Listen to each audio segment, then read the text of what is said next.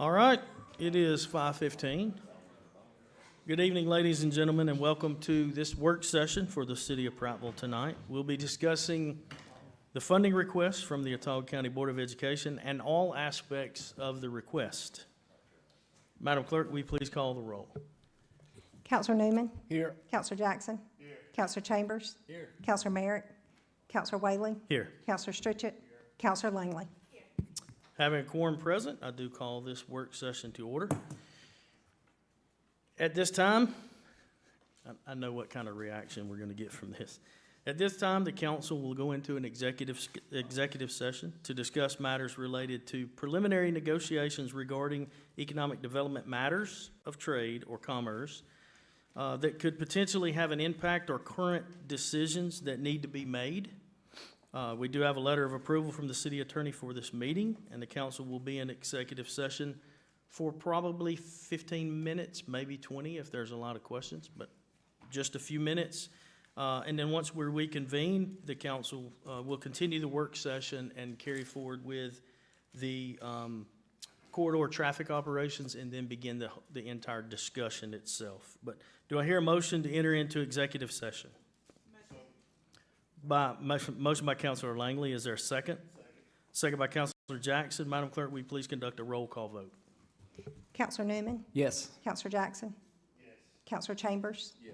Counselor Whaley. Here, yes. Counselor Stritchett. Counselor Langley. All right, the time is now 5:17, and we will be no more than 30 minutes. I believe we will be about 15 minutes, and we will continue with our infrastructure need study as soon as we return.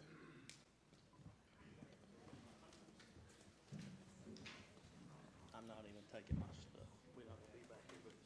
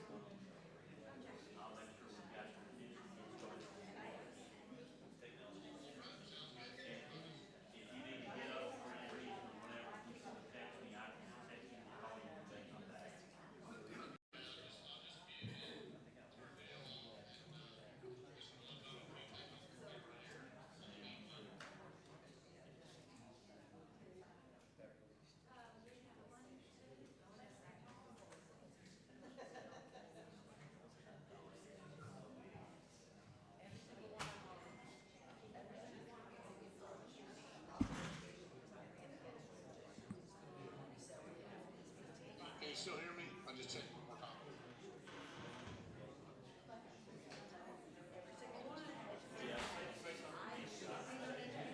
Hey, afternoon. Good.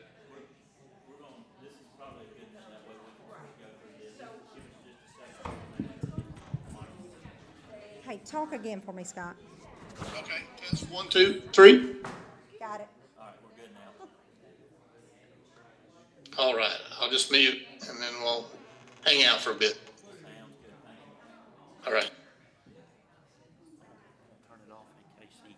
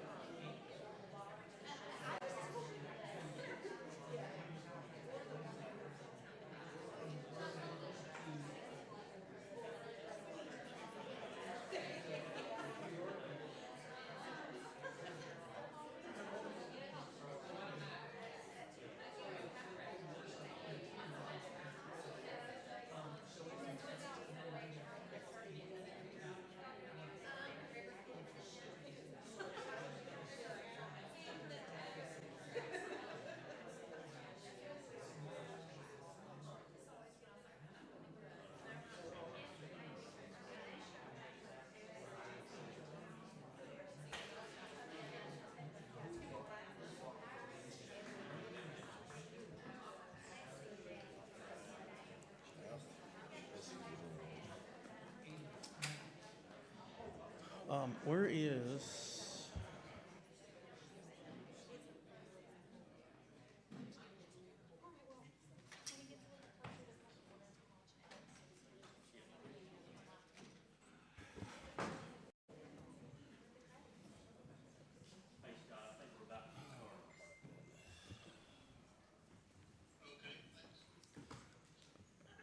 All right, we return from executive session and now call the meeting to order. Time is 5:47. At this time, we're going to get an update on the corridor traffic operations infrastructure needs assessment for the Old Ridge Road area from Scott Cothran with Skipper Consulting Incorporated. Thank you, Mr. Cothran, for the information that you have to Thank provide you. for us. You can hear us okay? It is a little choppy on the audio. I'm catching a few words here and there. Scott, can you hear me okay? I can't hear you okay. I can help read. Okay. You want me to start? Well, just so everybody knows here, so, you know, in looking at the funding request from the Board of Education itself, there's a lot of different, I guess, aspects of it, and so several months back, when the original request came for the potential of a funding agreement for a high school in the location next to CAC, we automatically recognized, of course, with a lot of help from some of John's constituents, that traffic would be a major concern in that area. So we went ahead as the council and sanctioned a traffic study for that area so that we could go ahead and get that information ahead of time and then have that information available for us at the time that we could bring all of this together to discuss what we were going to do. So to be honest with you, we still don't know which direction that we need to go as far as is assisting with education, but if it is towards a funding agreement for a high school at that location, then this infrastructure and traffic study is an integral part of it because it's going to have to be done at the same time. So, thank you. Go ahead and.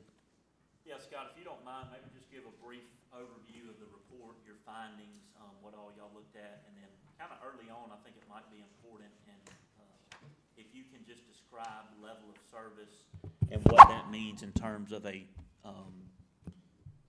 the traffic study and traffic operations. Can do. Can you hear me okay, everyone? Okay, I appreciate y'all letting me speak with you tonight remotely. My wife had a procedure this morning, so I didn't want to commit to be there in person and not be able to, but I knew I could commit to be with you virtually and kind of talk through what we did in the study and talk through the process and coordination with Paxton.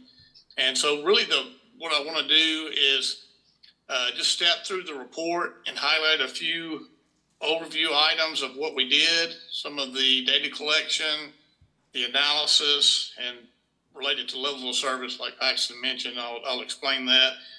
And then, a few key points of interest that indicated in terms of where we wanted to go with infrastructure needs, in terms of actual construction project items and operational needs. And so what I'll do, if I can, is I'll share my screen. I may have to be allowed to share my screen there, Paxton. Okay, and Scott, while you're working on that, do know that each council member has a copy of the report. Okay. Okay, it looks like I'm sharing. Okay, can everyone see the title page there?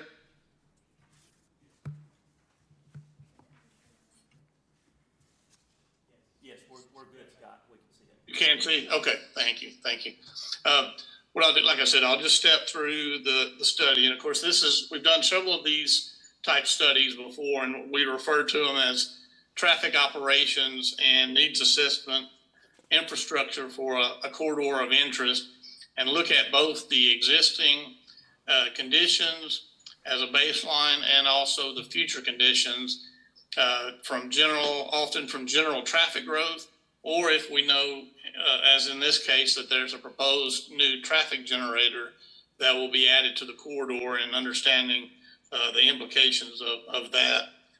And so I'll skip through some of the items and highlight a few items again.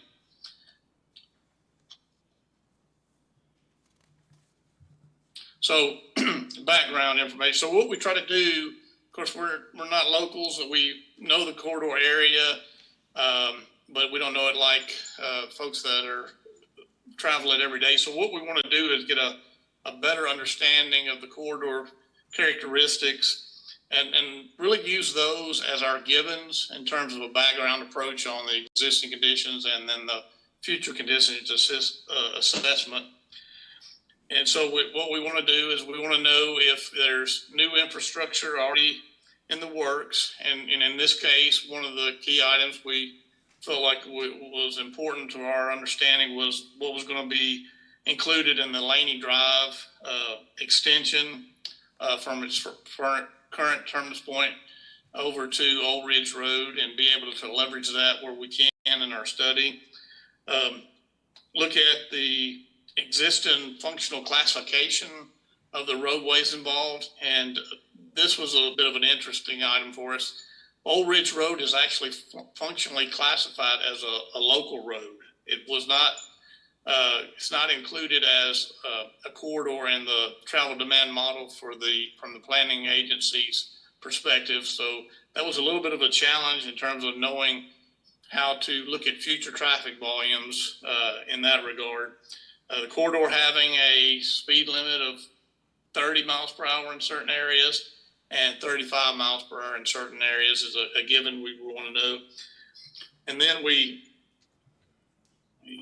roll to it. We do a lot of data collection techniques.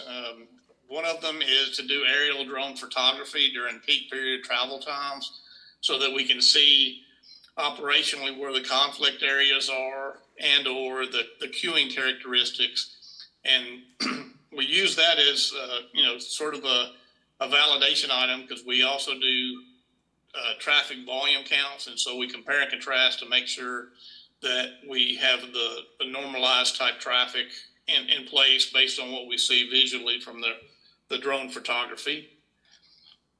And then, and this is a good aerial view of what we understand occurs at Old Farm at Fairview in the AM peak hour. A good bit of queuing in this southbound left turn lane adjacent to the Chick-fil-A area. All stuff that is sort of common knowledge for the area, but we needed to confirm. And then also looking at some of our environmental constraints or things that we want to leverage in terms of available right-of-way, the topography and the floodplain areas. And that comes into play a lot of times when we're doing brand new corridors and when we're identifying new alignments. And then look at, the amenities in the area that may be generating traffic, park areas or historic areas, and making sure we have an understanding of how that plays in. And then some supplemental field observations beyond the aerial photography, where we actually drive the corridor and take photographs and really get an understanding of how the corridor characteristics perform during what we consider the peak hours and the morning commuter time and the PM evening time. And then part of that, and then documenting that in the report of the various segments and areas that have different characteristics. And I'll roll through these photos quickly to get to the volume part. I know that. Okay. So then, like I said, we do traffic counts in the corridor, both road tube traffic counts. Y'all have probably seen those on roads, and then actual visual turning movement counts for the intersections of interest. So that we have a good baseline. This is the existing peak hour counts. AM peak hour, 1 hour of the commuter time. PM peak hour, 1 hour of the PM commuter time. And a couple of interesting things that jumped out at us that I'll quickly point to. Old Ridge southbound, coming up to the Fairview Avenue intersection, the left turn lanes. We currently there's dual left turn lanes in place, but they're way underutilized in terms of operations. We only have 35 cars in the morning turning left there and 36 cars in the afternoon. Conversely, over at the Old Farm Lane intersection, which has for the southbound left turn movement in a single lane, you have 415 cars in the morning and 292 cars in the afternoon. One of our rules of thumb is once you get to approaching 300 cars in a single left turn lane, you need to start looking at providing other left turn lanes or dual left turn lanes in that location. So what these numbers tell us is we want to, and this is looking forward a little bit to our recommendations, is look at ways that we can advocate motorist routing, not coming necessarily to this left turn lane facility, but coming to this one where we already have dual left turn lanes. Then we also do a level of service calculation, and basically level of service is sort of like a grading, almost like school grading A through F. A is really favorable levels of service, and level of service E is what we consider capacity, and F is failing, where the volume exceeds what the capacity of the facility is. So we look at that and look at the queuing.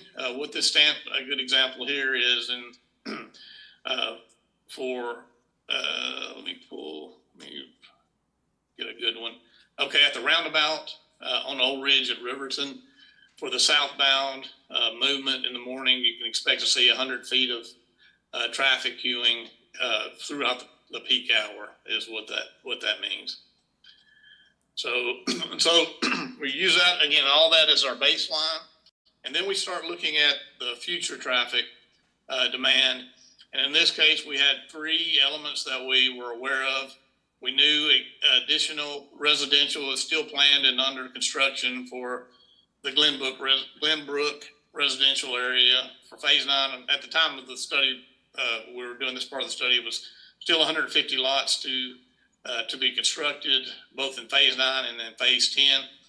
And what we use that as in terms of projecting traffic, go by, and kind of a standard practice is for a day, for each house, or we multiply times 10 to get the daily traffic. So phase 9, 150 lots times 10 would produce over a day 1,500 trips in and out of the facility. And then the same thing for phase 10, 150 lots times 10 trips per lot, another 1,500 trips per day put on the Old Ridge Road corridor. And then we knew about the community college trip generation of 400 students and employees combined added to the Old Ridge Road corridor. So a little bit simpler calculation: 400 vehicles coming in, 400 vehicles leaving, so an additional 800 cars a day on Old Ridge Road. And then we got to through some coordination with Paxton and the administration at the school system, understanding what the current enrollment is and what the planned enrollment is for the high school, to understand what we could expect in the event and as it was currently being planned for the high school to be constructed on Old Ridge Road. And all that said is we had the high school would add an additional, as it says there, 1,600 trips each day to the Old Ridge Road corridor. So if you combine that with the residential additions and the community college information, we're going to add about 5,400 new trips to the Old Ridge corridor. And why that's important is, and I'll get further into this, is at some point we have some go-bys about where a 2-lane road is sufficient and what the threshold in terms of new volume is where you need to consider more lanes. So we have that in the back of our mind as we're developing recommendations for the corridor. So I'll roll to the kind of getting to more specifics of that. So 2025, based on our accounts on this section of Old Farm Lane, 8,976 cars. This is an actual count. And then on the section of Old Ridge Road between the roundabout and Fairview Avenue in 2025, 4,800, a little bit over 4,800. So that combines to about 13,000 cars each day that will eventually come up north of the roundabout. And 13,000 cars each day on a 2-lane road is generally considered acceptable. The transition point, or the critical point for a 2-lane road, is right around 17,000 cars a day as the maximum.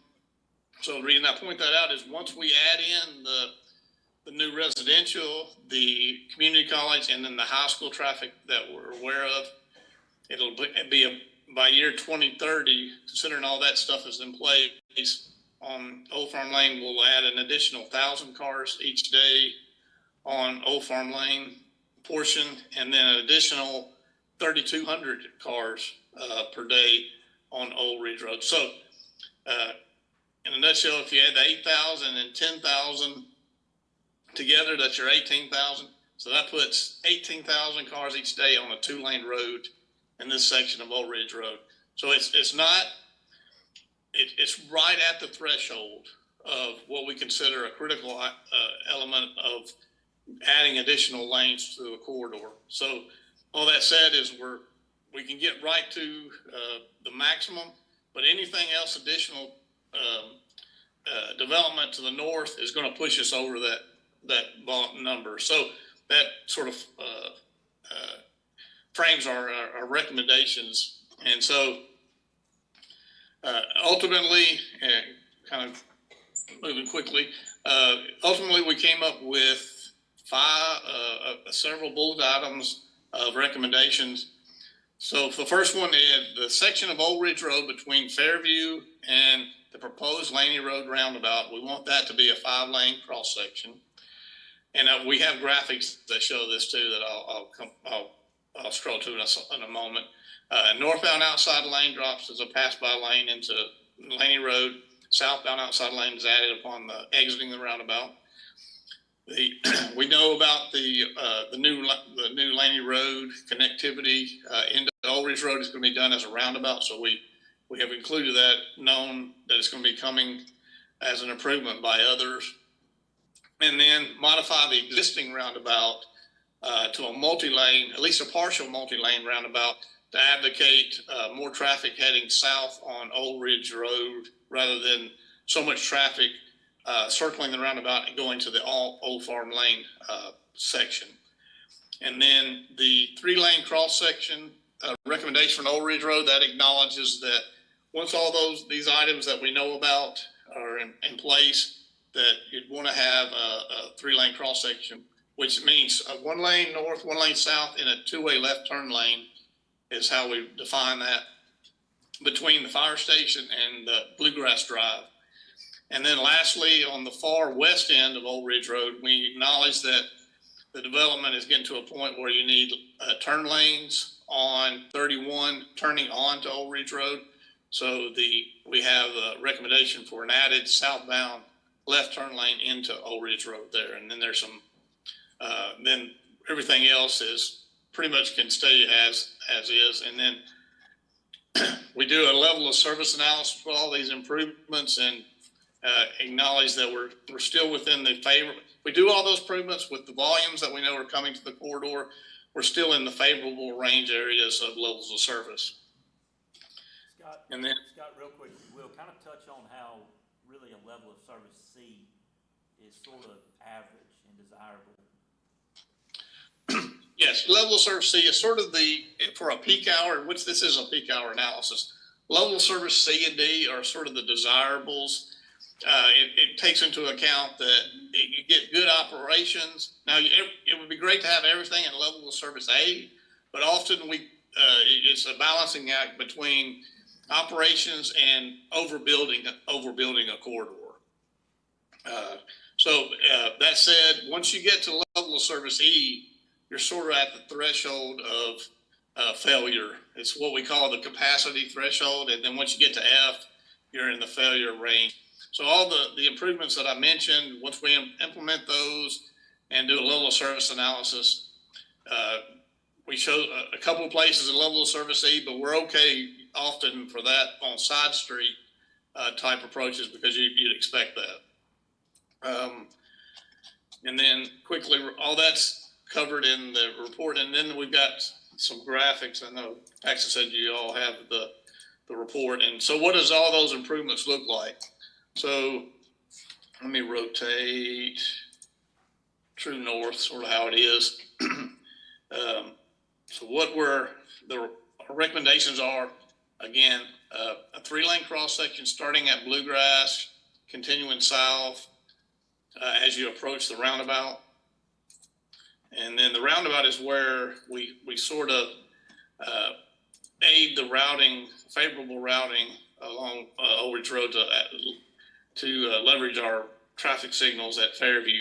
So we do some laneage improvements here to make it multi-lane in this section. If you can see my cursor, it might be tough. Let me zoom in just a little bit more.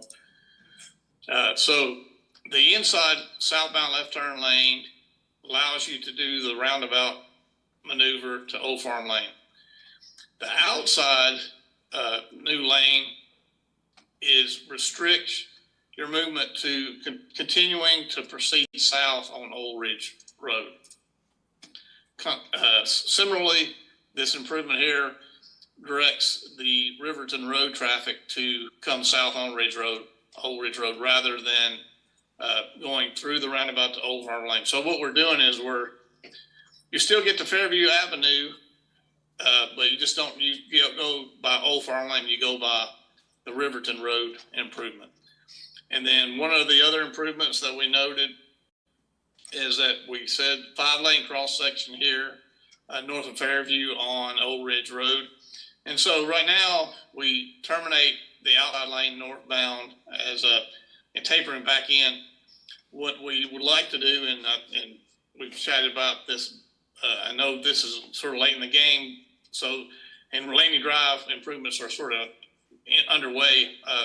Another improvement that would improve the corridor operation would be to not terminate this northbound outside lane, but continue it as a right turn lane into Laney Drive. So what that does, all that together, it allows the Old Ridge Road to be a favorable in terms of connectivity to Laney Drive, both coming to and from Fairview, and it makes Old Ridge Road favorable for users coming to and from Fairview Road rather than using Old Farm Lane.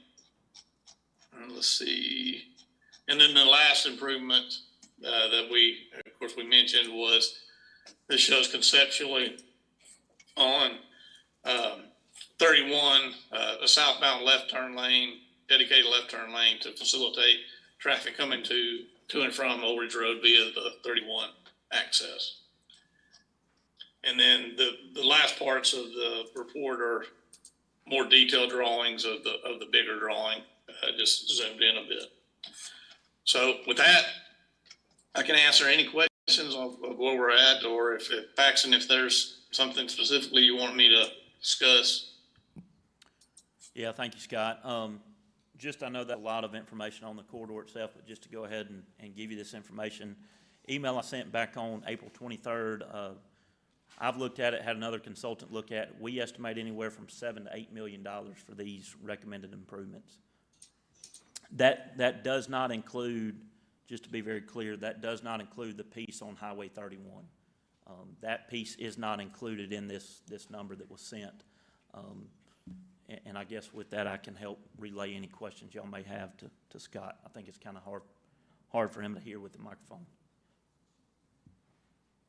I do have a couple, obviously. So if you were to just guesstimate the Highway 31 portion, what would that be adding on to it? Yeah, I looked at that briefly. One reason I did not get into it too terribly much is that would be a good candidate for A-trip money with AlDOT. Now, the county would more than likely need to be the applicant on that, and I would assume somewhere between $1.5 to $2 million on that piece. But like I said, that would be a very good future grant application, in my opinion, for the county to pursue. Not to say that the city couldn't look at partnering with the county on that, but A-TRIP funding is 100%, has to be used on state routes, is 100% funding through ALDOT if you choose so.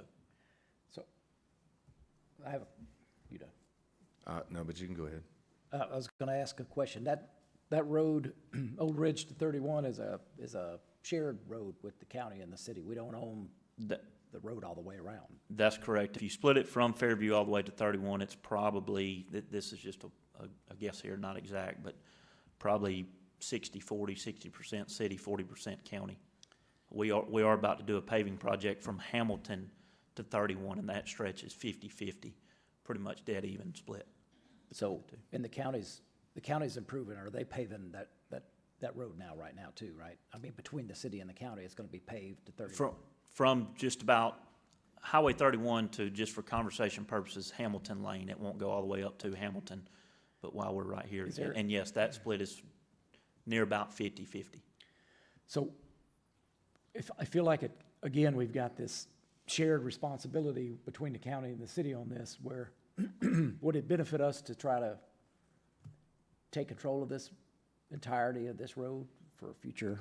You know, I'm not asking, I'm just throwing out for conversation. And is there, you know, would the county be amenable to that? What would that cost be? If we took the road over, we'd be able to do some upgrades probably, and it'd benefit us in the long run, right?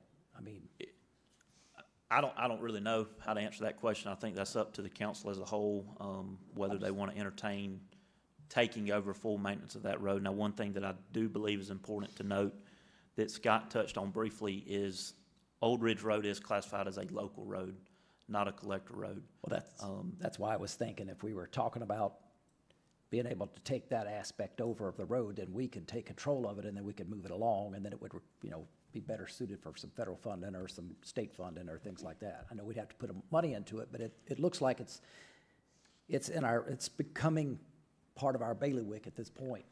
A lot of your state and federal funding, whether it's coming from ALDOT or FHWA, whoever it may be, does not allow you to spend those type funds on a local road. It has to be classified as a collector road. Right, so if we took it from the county, we could then chart our own course and turn it into what it needs to be to meet the funding. We could go that process. That's not to guarantee that it will be designated as a collector road, but we could go through the application process through ALDOT, through FHWA to, if you will, apply for that change in classification. The only reason I bring it up is if we're talking about a high school there, we're talking about a city-focused piece, then I would rather us own our own infrastructure around it instead of having to deal with another bureaucratic level like we've been doing in the past for this. And The just only reason I bring it up for the council to Yeah. hear and think about. And just to make sure everybody's aware on the same page, is typically how that's done is that if you only have city limits on one side or no sides of the road, then it falls under county maintenance. If there's city limits on both sides of the road, then at that point it falls under city maintenance. District 1 deals with that more than anybody Yeah. does, right? I understand that. That's why I tossed it out there, because Right. I want to make sure we know what we're getting into. If we put all this infrastructure money into one direction, we don't own the other direction. We're dealing with a county going out toward 31. We could remedy that problem, perhaps. Question for you. As it sits right now, to be the type of road we would need to get funding from the federal government potentially, what would need to be done? It would have to go through an application process to reclassify, just full transparency. We approached the county, and by we, I myself approached the county engineer, probably well over a year ago now, to see if they were willing to go through that process with us. And at that time, they weren't interested in going through that process. Not to say that's right or wrong, Right. but just to say we have looked at going through that process. But we would need the county to essentially apply with us under its current condition. Okay. But if we assume control of that road, then we'd own it ourselves when we could go through that process ourselves. we'd have to make the improvements to move it to a collector status before we could do that, but we'd own it ourselves. That's the point I was trying to make. That's correct. I mean, now, to be honest with you, I don't know what that process looks like. I've not been involved in that since I've been city engineer as far as actual transfer of ownership, if you will, of a road. Typically, when you say ownership, you mean maintenance of a roadway.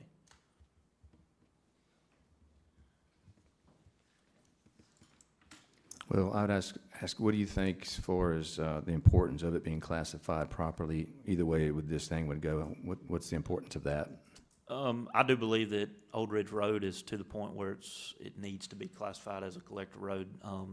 If you take out the future development, whether it be a high school, whether it be workforce development center, residential, I believe personally that there's traffic there exists today that would justify it being a collector roadway. Now, again, I've never been through that process. Not to say we couldn't do it, but in my opinion, yes, it would be better to have that roadway classified so that you can apply for and use federal funding in the future.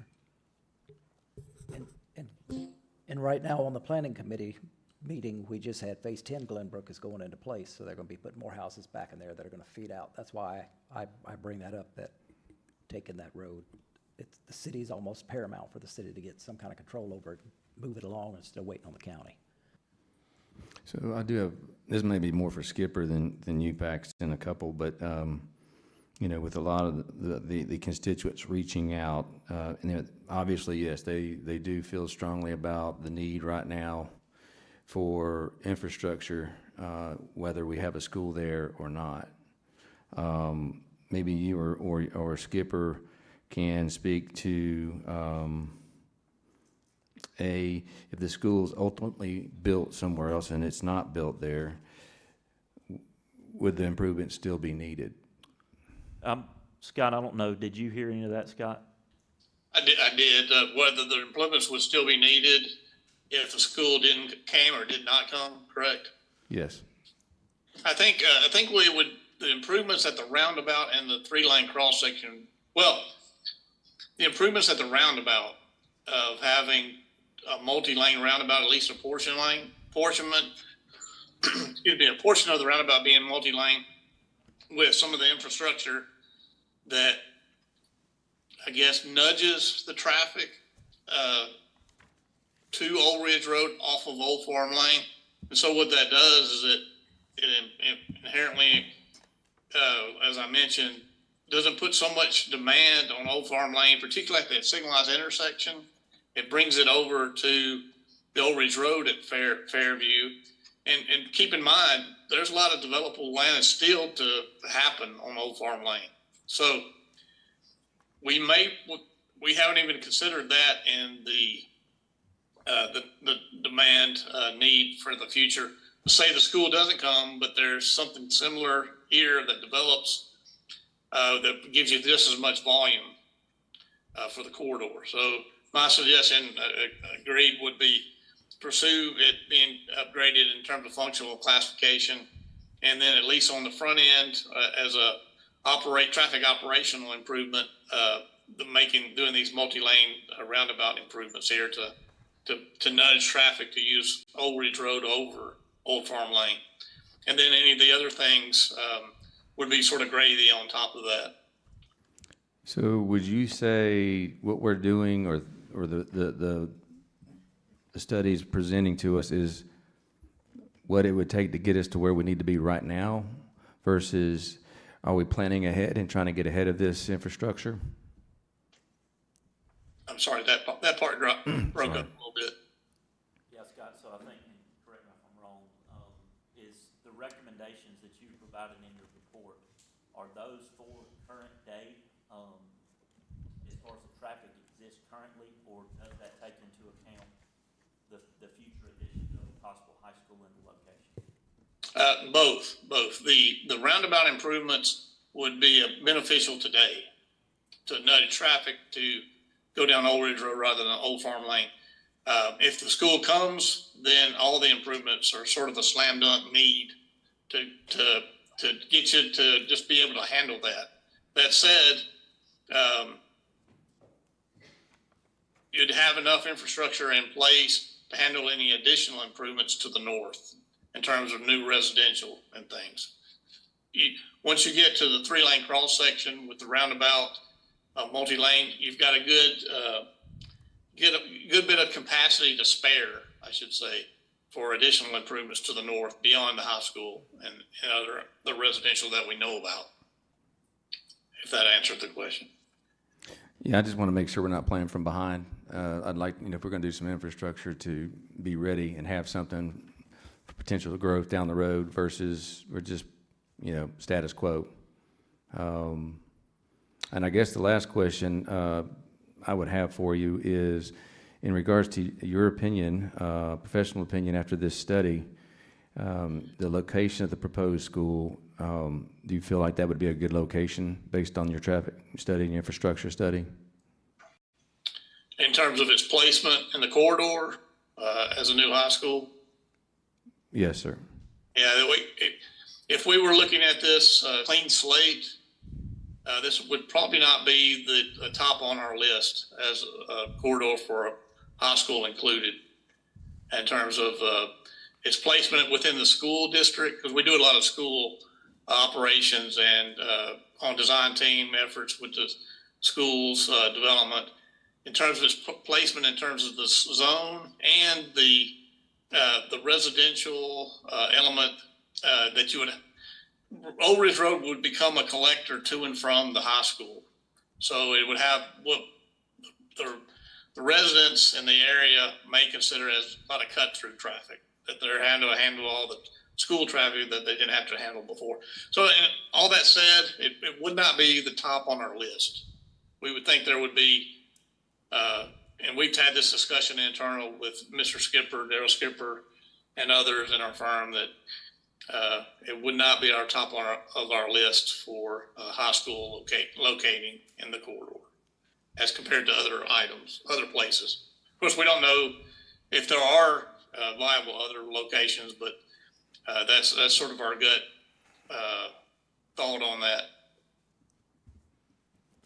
And one thing I would like to note, I should have said this before Scott ever began, Skipper does this type work all over the state, not only for municipalities, but also for school systems. I think they do some work for some universities, different things like that. So they're very reputable in this report that's been provided. All right, thank you. Are there any further questions for Mr. Gothard as far as the study and the results that have been shared with us? I guess I have one other question, where the Old Ridge hits 31. And you've got Powell Road that's kind of offset. I don't know if you guys looked at that area, and I mean, it's already kind of a very difficult intersection to come from the high school out on 31 on the Old Ridge or vice versa. That broke up a little bit. Paxton, could you? Are there any suggestions on how we can approach that intersection? Or is that something you looked at? Yeah, it is something that I've been looking at. As a matter of fact, what Scott shows on the screen right here with, trying to get my directions correct. So coming south, you have the left turn lane. My recommendation would be to extend the right turn lane further down if you're going north on 31 onto Old Ridge Road. So there are some additional improvements there that I would recommend if that project were to be pursued. What about a traffic light? Would that be something that'd be feasible? Or, I mean, I know it's... I highly doubt it. There's a lot that goes into a warrant for a traffic signal. Not to say that it wouldn't, but just right here, I highly doubt it. What was that? The traffic signal possibilities? Is that what I heard? That's correct, Scott. And one thing I'll interject on that is traffic signals on the state roadway.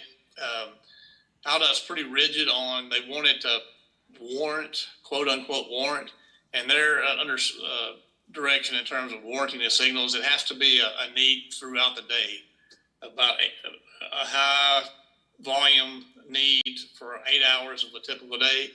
And what I'm afraid we would get into for this intersection is it's a peak hour need, not necessarily an off-peak hour need. So we may have a need for 2 or 3 hours of the day, but they want it to be 8 hours of a typical day in terms of that. So it might be tough to get it warranted. So it gets a roundabouts out too then. So, I highly doubt it. I don't see AlDOT being in favor of a roundabout at that intersection. Again, those are hard questions to answer simply because that's AlDOT's road and we have no jurisdiction or control over that.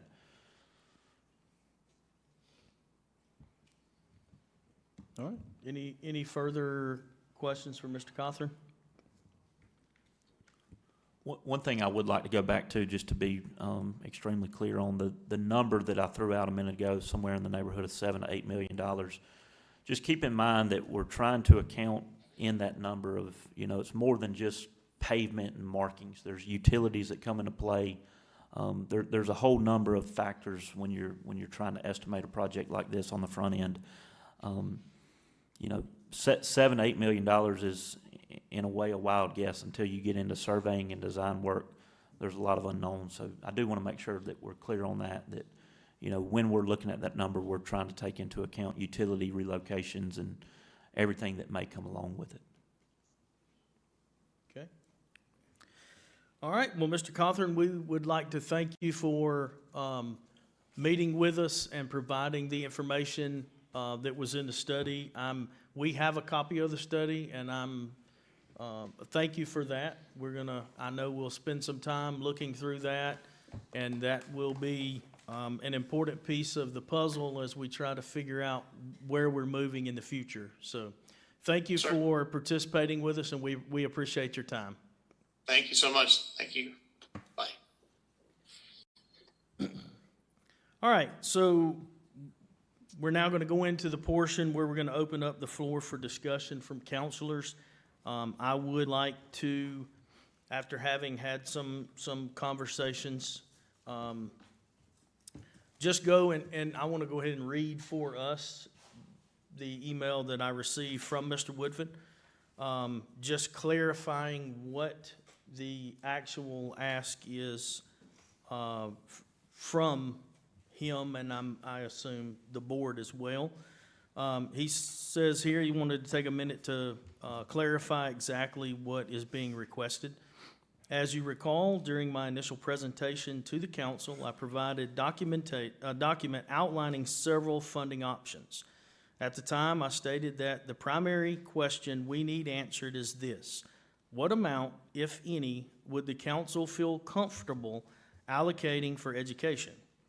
I included estimates and options related to a new high school because I believe that investment would position the city of Prattville and our schools for success over the next 30 to 40 years.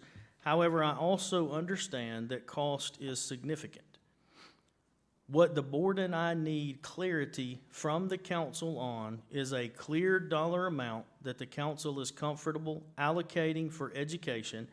If that amount does not support the construction of a new high school, this is completely understandable. However, identifying a defined amount is critical, even if the amount remains at approximately the current allotment of $700,000. That is acceptable. We simply need clarity. That figure will ultimately determine what project, if any, that we are able to pursue. And then he goes on to explain that he was out of town for a SSA training.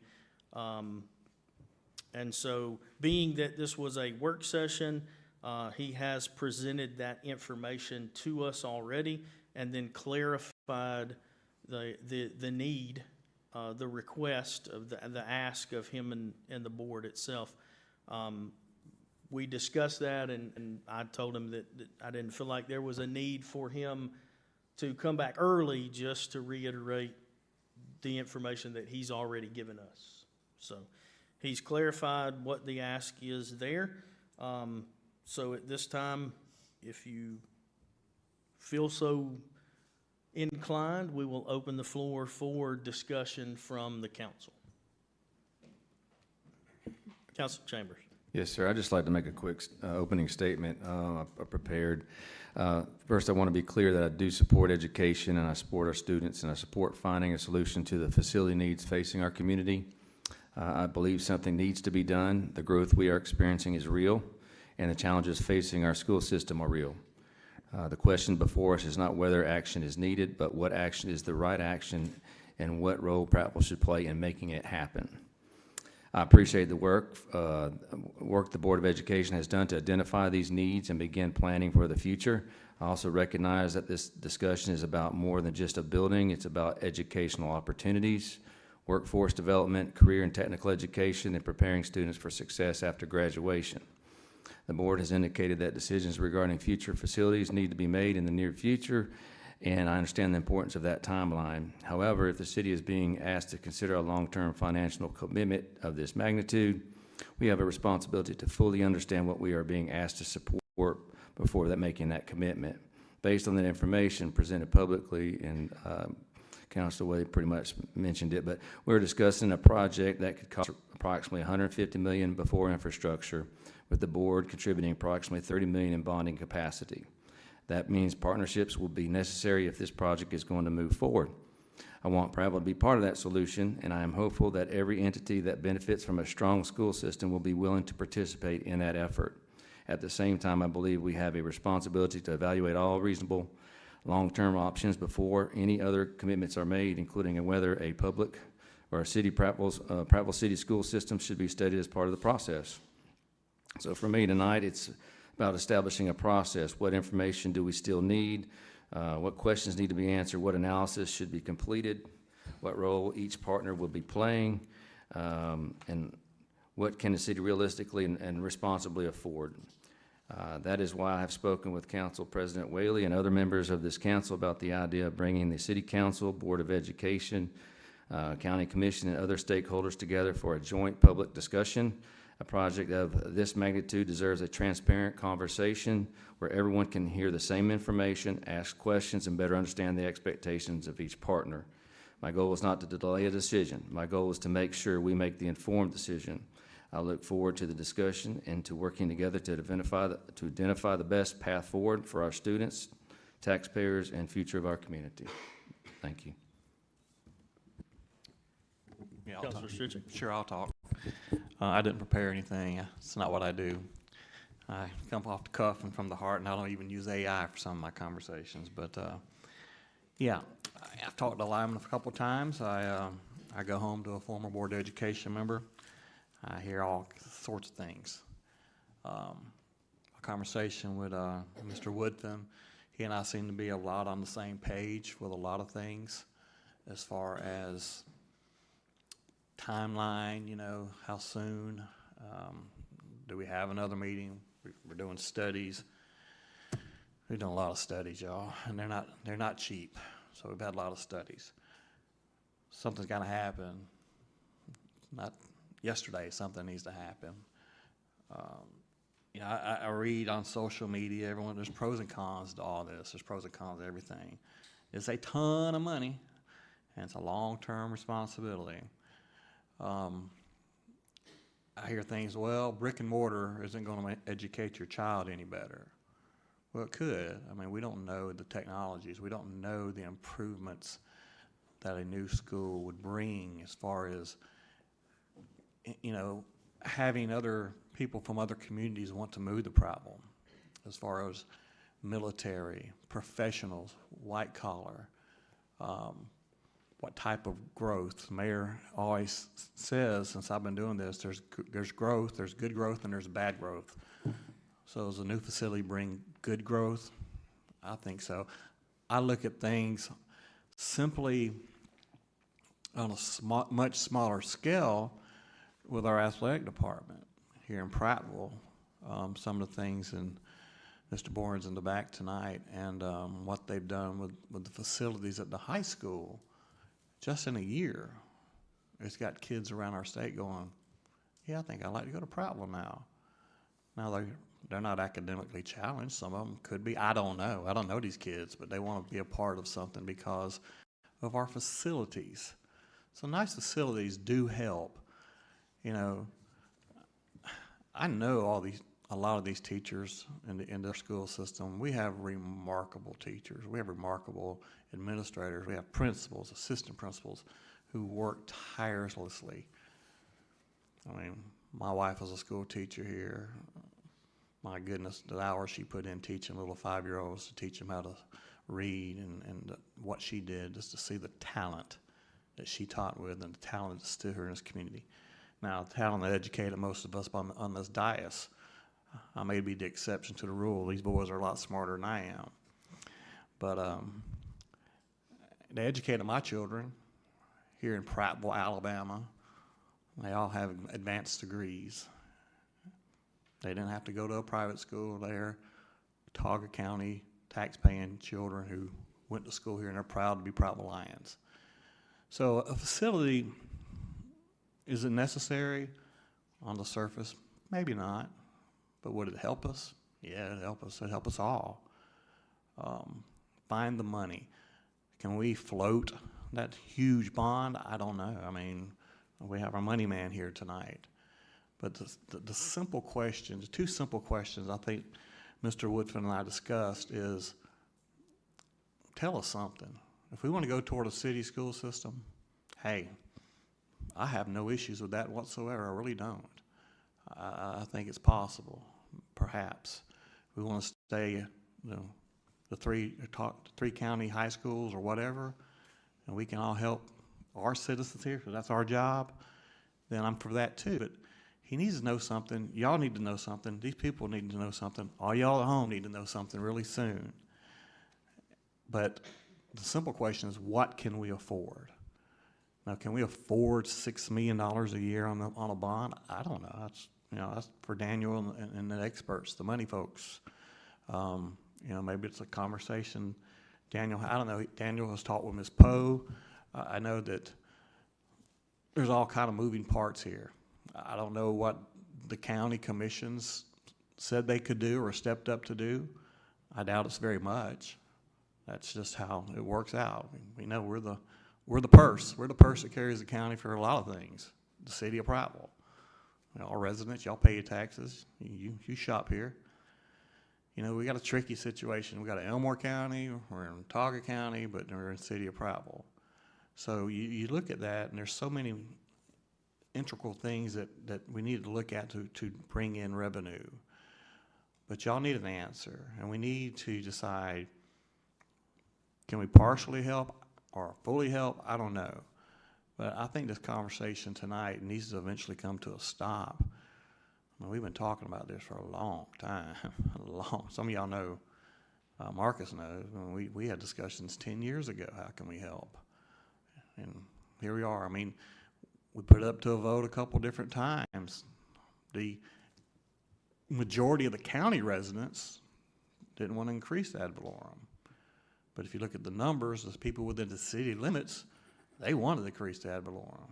Not 100%, but they see the significance of everything if we improve education.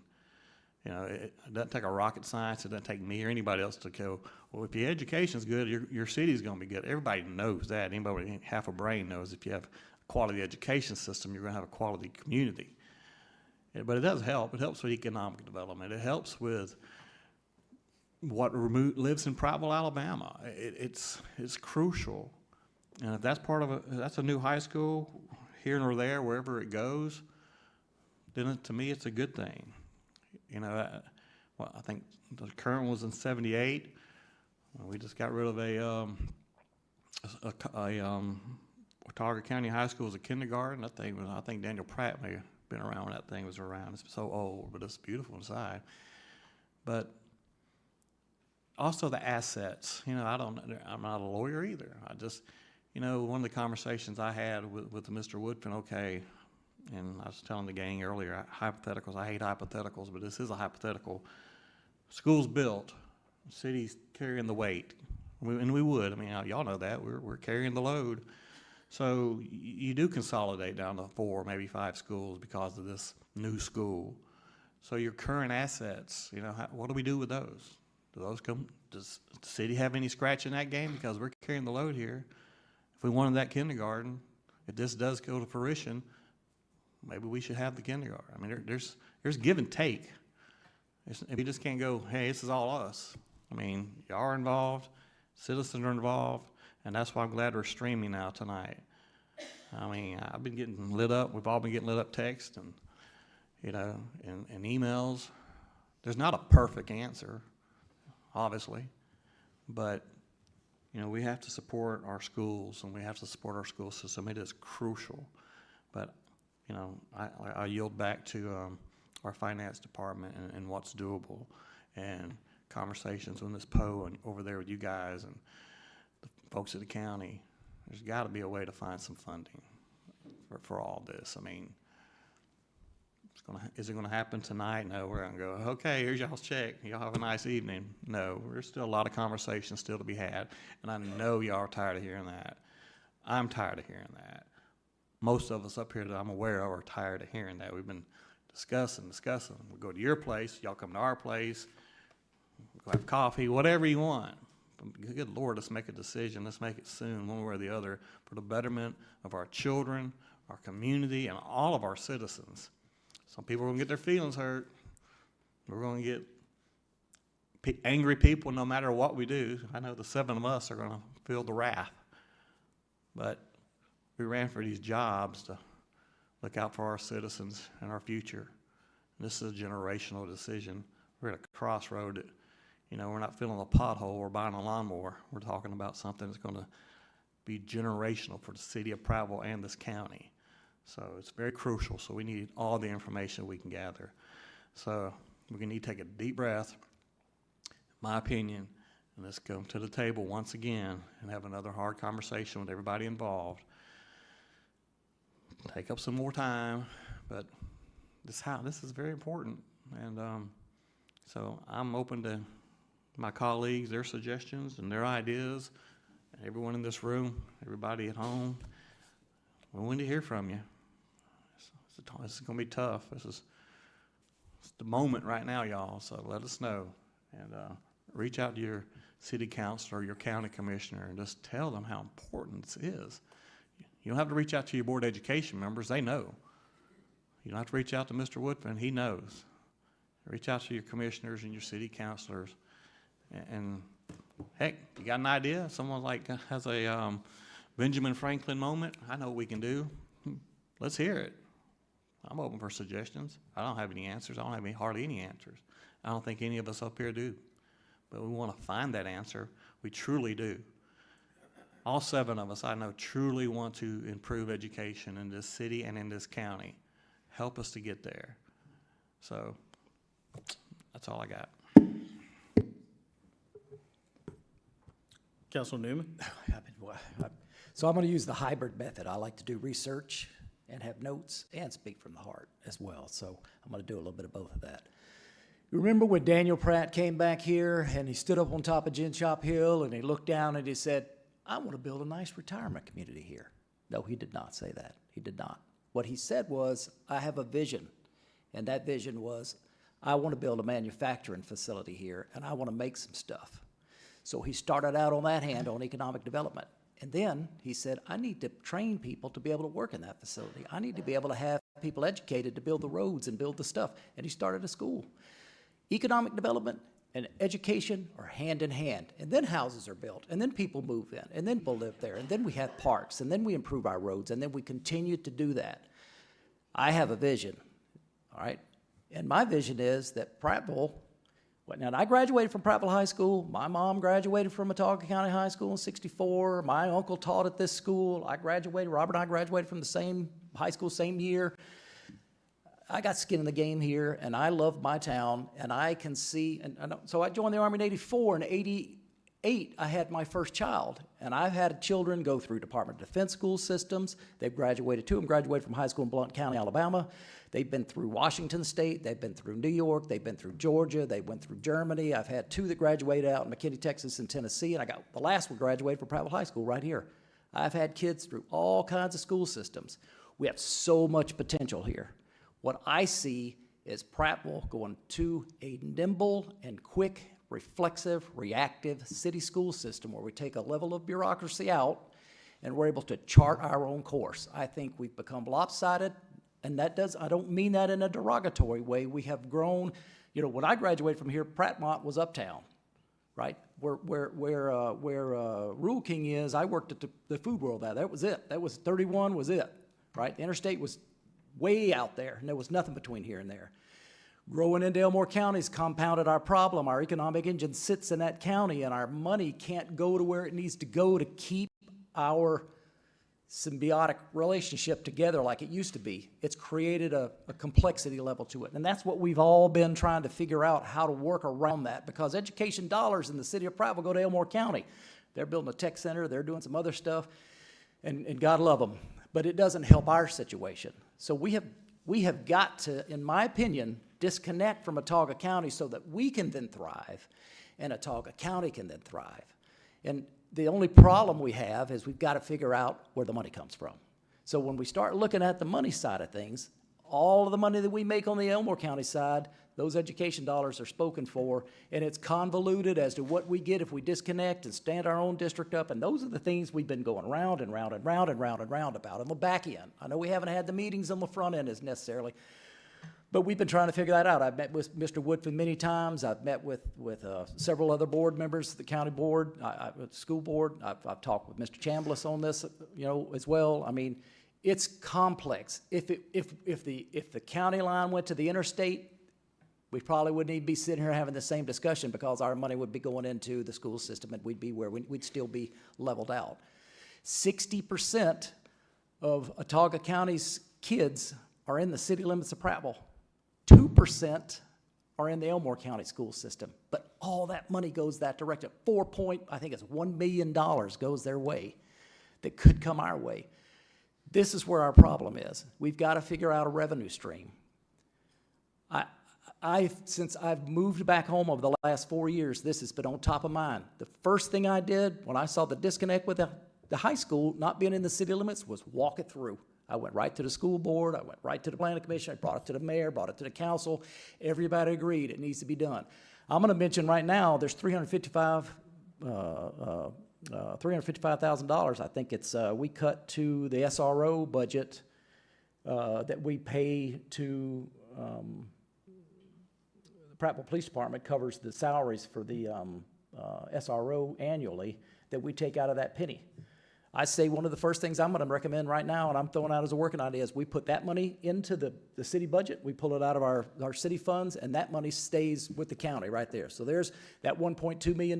We take the SRO salaries out of it. I say we leave it in there, and we pay for this. It's annexed in the city limits now. I understood it when it wasn't, but now it's annexed into the city limits. So we should be taking care of that ourselves as a city. That's money that can go back. So there's some money right there we can kick back that direction, in my opinion, if my colleagues agree. It's important.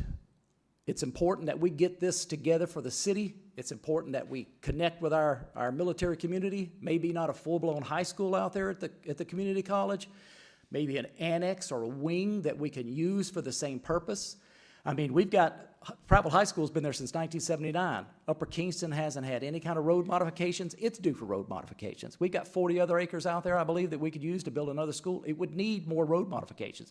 Powell Road, Moses Road, I mean, it's one of the things that my constituents told me when I went through District 1 up in that Upper Kingston area, that Winrose area was, hey, Gardner Road, Kingston Green, this is a traffic nightmare. I get it.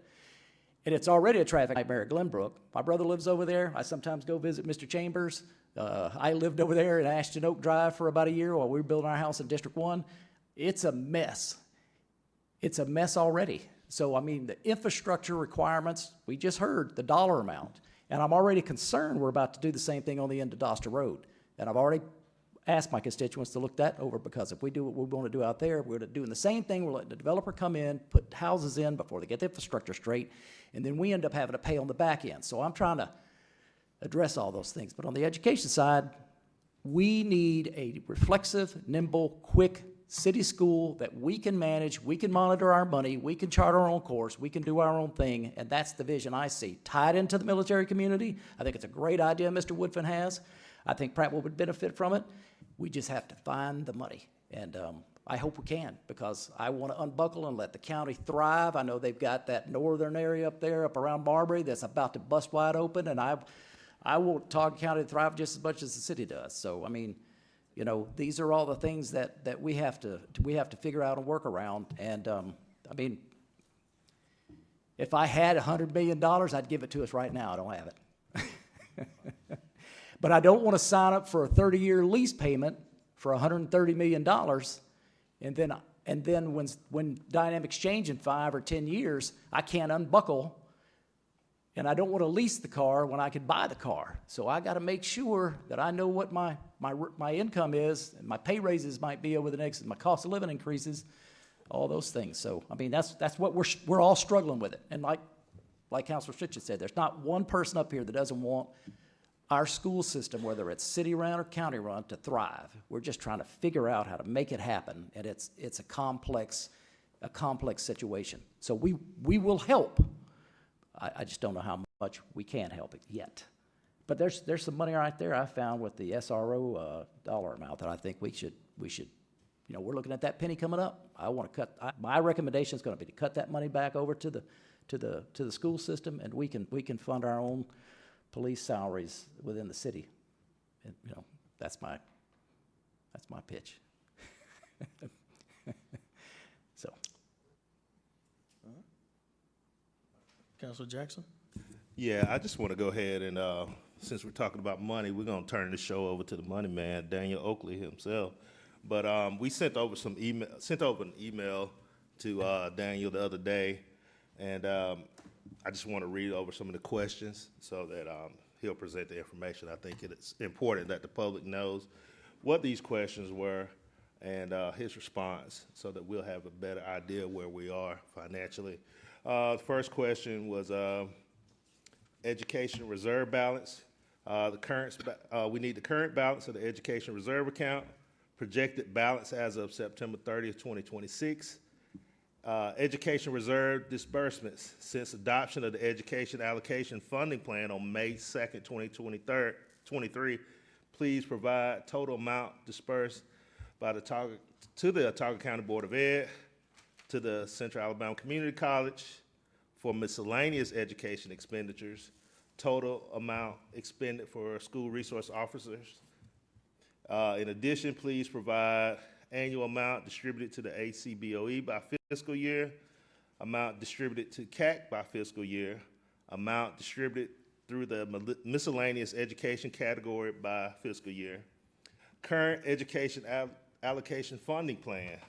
The current education allocation funding plan provides funding through September 30th, 2026. Please provide the annual amount currently allocated to ACBOE under the plan, the amount allocated to CAC under the plan, the amount currently allocated to miscellaneous education category, the amount of annual revenue that will become available for reallocation beginning October 1 upon expiration of the current allocation plan.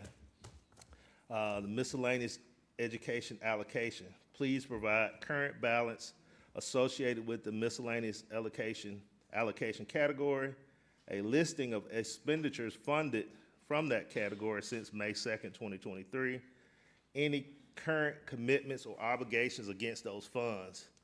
1 cent reserve accounts. Please provide the current balances in any committed or encumbered amounts for education reserves, parks and rec reserves, infrastructure reserves, public facility reserves. For each account, please identify any amount committed to approved projects, amount legally encumbered or otherwise obligated, any amount uncommitted and available for future allocation. 1 cent revenue projections given at the work session. Well, all right. Please provide projected annual revenues under the following scenarios: continuation of the current 1 cent structure, reallocation of the current education reserve distribution formula, addition of a 1.5 cent sales tax dedicated exclusively to the Autauga County Board of Education for educational capital improvements, addition of a 1 cent sales tax dedicated exclusively to the Autauga County Board of Education for educational capital improvements. Legal and procedural requirements. Please provide an analysis of the legal process required to implement a dedicated education sales tax within the city of Prattville, including whether such action may be approved solely by the city council, whether approval by the Alabama legislature would be required, whether a referendum of city voters would be required, any other legal requirements necessary for implementation. In addition, please advise whether a dedicated education sales tax could be structured differently within portions of the city located in Autauga County and Elmore, and identify any legal limitations associated with such an approach. Debt service and bonding capacity.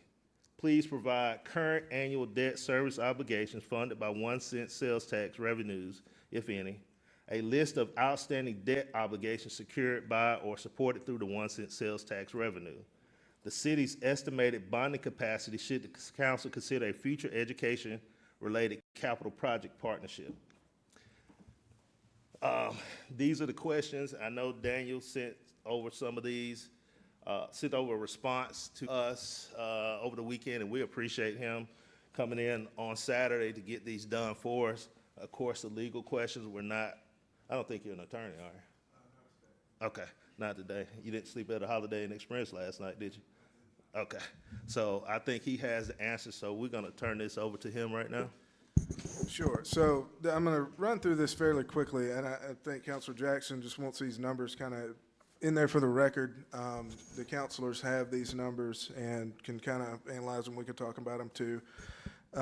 This is going to be fairly dry, but I'm going to go through it quickly. So the education reserve balance as of May 31st, and I'm going to round these numbers off too, just for conversation's sake, but is 2.8 million, and that's in their education reserves account. Each bucket of the 1 cent sales tax has its own bank account, so this is just the education piece. The projected balance in that account as of the end of this fiscal year is going to be about $2.3 million, and that is going to exclude any amount that the cash is tied to the Pratt project. So that money is housed in that account too, but not all of it's going to be spent. So that account balance is going to be much higher, but the 2.3 is what I anticipate being available. Let's see, you asked for the breakdown of expenses since inception. I don't know if I'm gonna read all these by fiscal year, but I may just give you a total.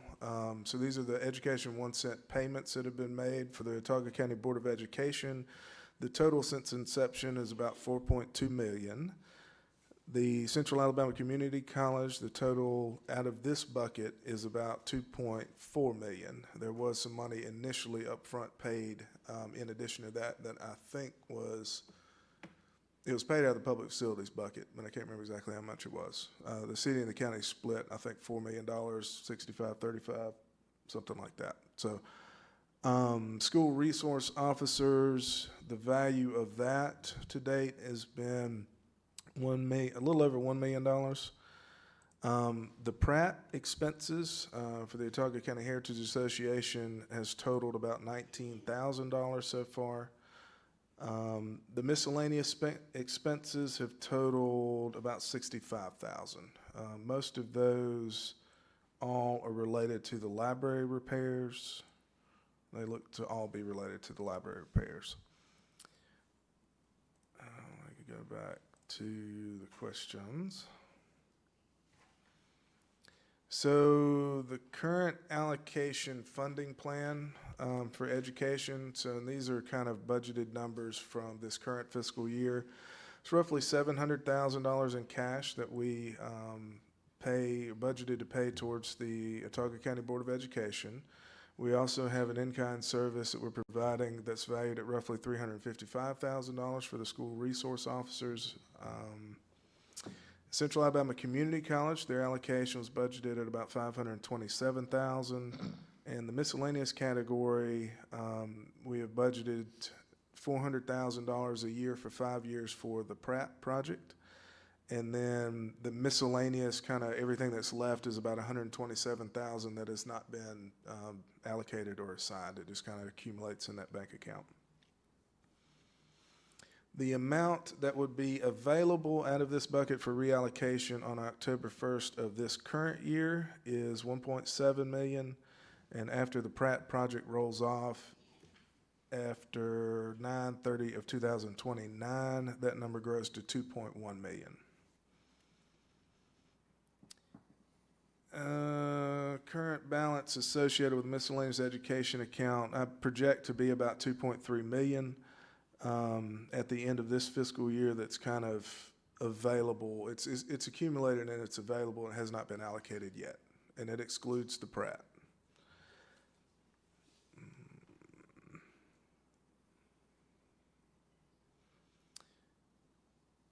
Current commitments or obligations against those funds. I mentioned the $400,000 annual allocation for the Pratt, and that began in fiscal year 25 and runs through fiscal year 29 for a total of $2 million towards that project. 1 cent reserve accounts. These are the current balances and any committed or encumbered amounts. So the education reserves bucket has 2.8 million in it as of the end of May, and it's committed and encumbered based on what I've already kind of gone through. The Parks and Recreation reserves account has 2.4 million in it. Basically, all of this has been encumbered or budgeted for the current year, but based on that budget as well, I anticipate having about $2.3 million in unassigned funds in this bucket at the end of the year. Basically held for future Parks and Rec projects. A lot of the current projects we use debt financing funding for fiscal year 2027. So next budget year, assuming the allocation stays the same, for next budget year, we would have roughly $575,000 available that is not tied to long-term Parks and Rec debt service. Infrastructure bucket had 3.4 million in it as of the end of May. All of it is committed or encumbered for the current fiscal year. I anticipate, based on the budget, if everything works out as expected, having approximately $140,000 in unassigned funds from prior years left over. And for 2027, I would anticipate having roughly $1.4 million available that's not tied to infrastructure debt. Final bucket's public facilities reserves, and it's sitting at about $3.4 million as the end of last month. All of it is committed for the current fiscal year. I did budget to have about $175,000 left over at the end of this year that's unassigned. And for 2027, I anticipate roughly $1.7 million that's not tied to public facilities long-term debt.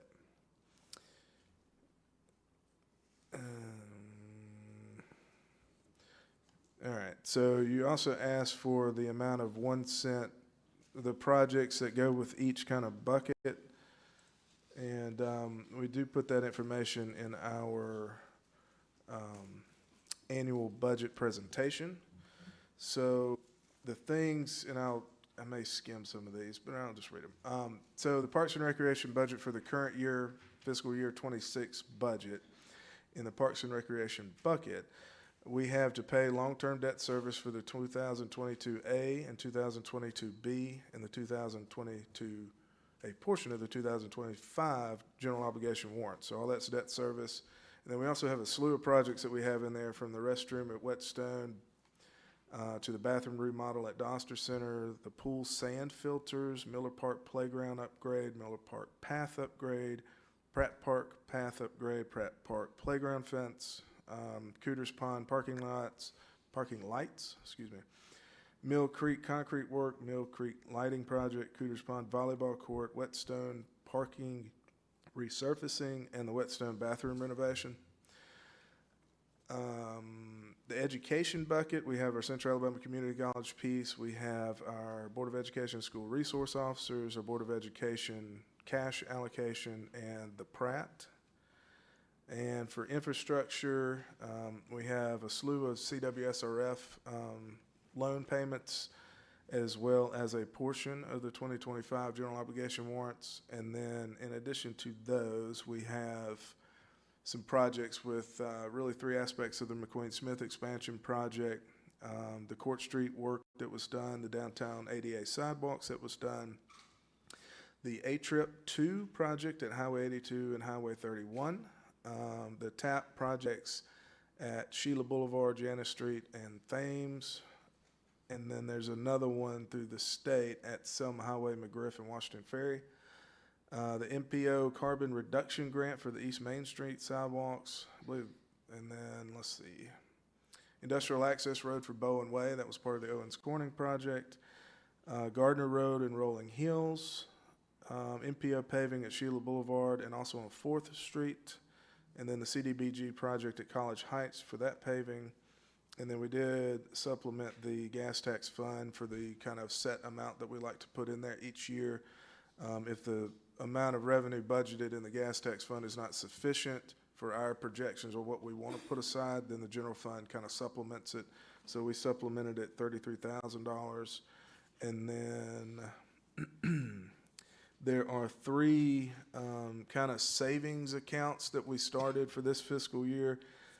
And where did they go? We budgeted to put $200,000 apiece aside for these. One of them is a bridge maintenance savings fund, one is a dam replacement savings fund, and one is a traffic signals upgrade fund.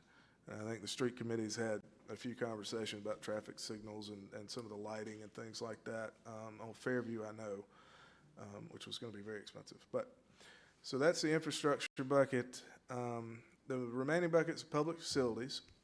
And we have budgeted for a human resource training center as part of the second floor. We have budgeted for a small business incubator renovations as part of the second floor, finishing out the public safety training facility, finishing out the Project Star outdoors. We also budgeted replacement of windows and doors and the roof at City Hall, and the roof at the annex, and the roof at the Family Support Center. We have $250,000 in here for public works lot improvements, to fix the bank elevator and a portion of the 2025 general obligation debt service.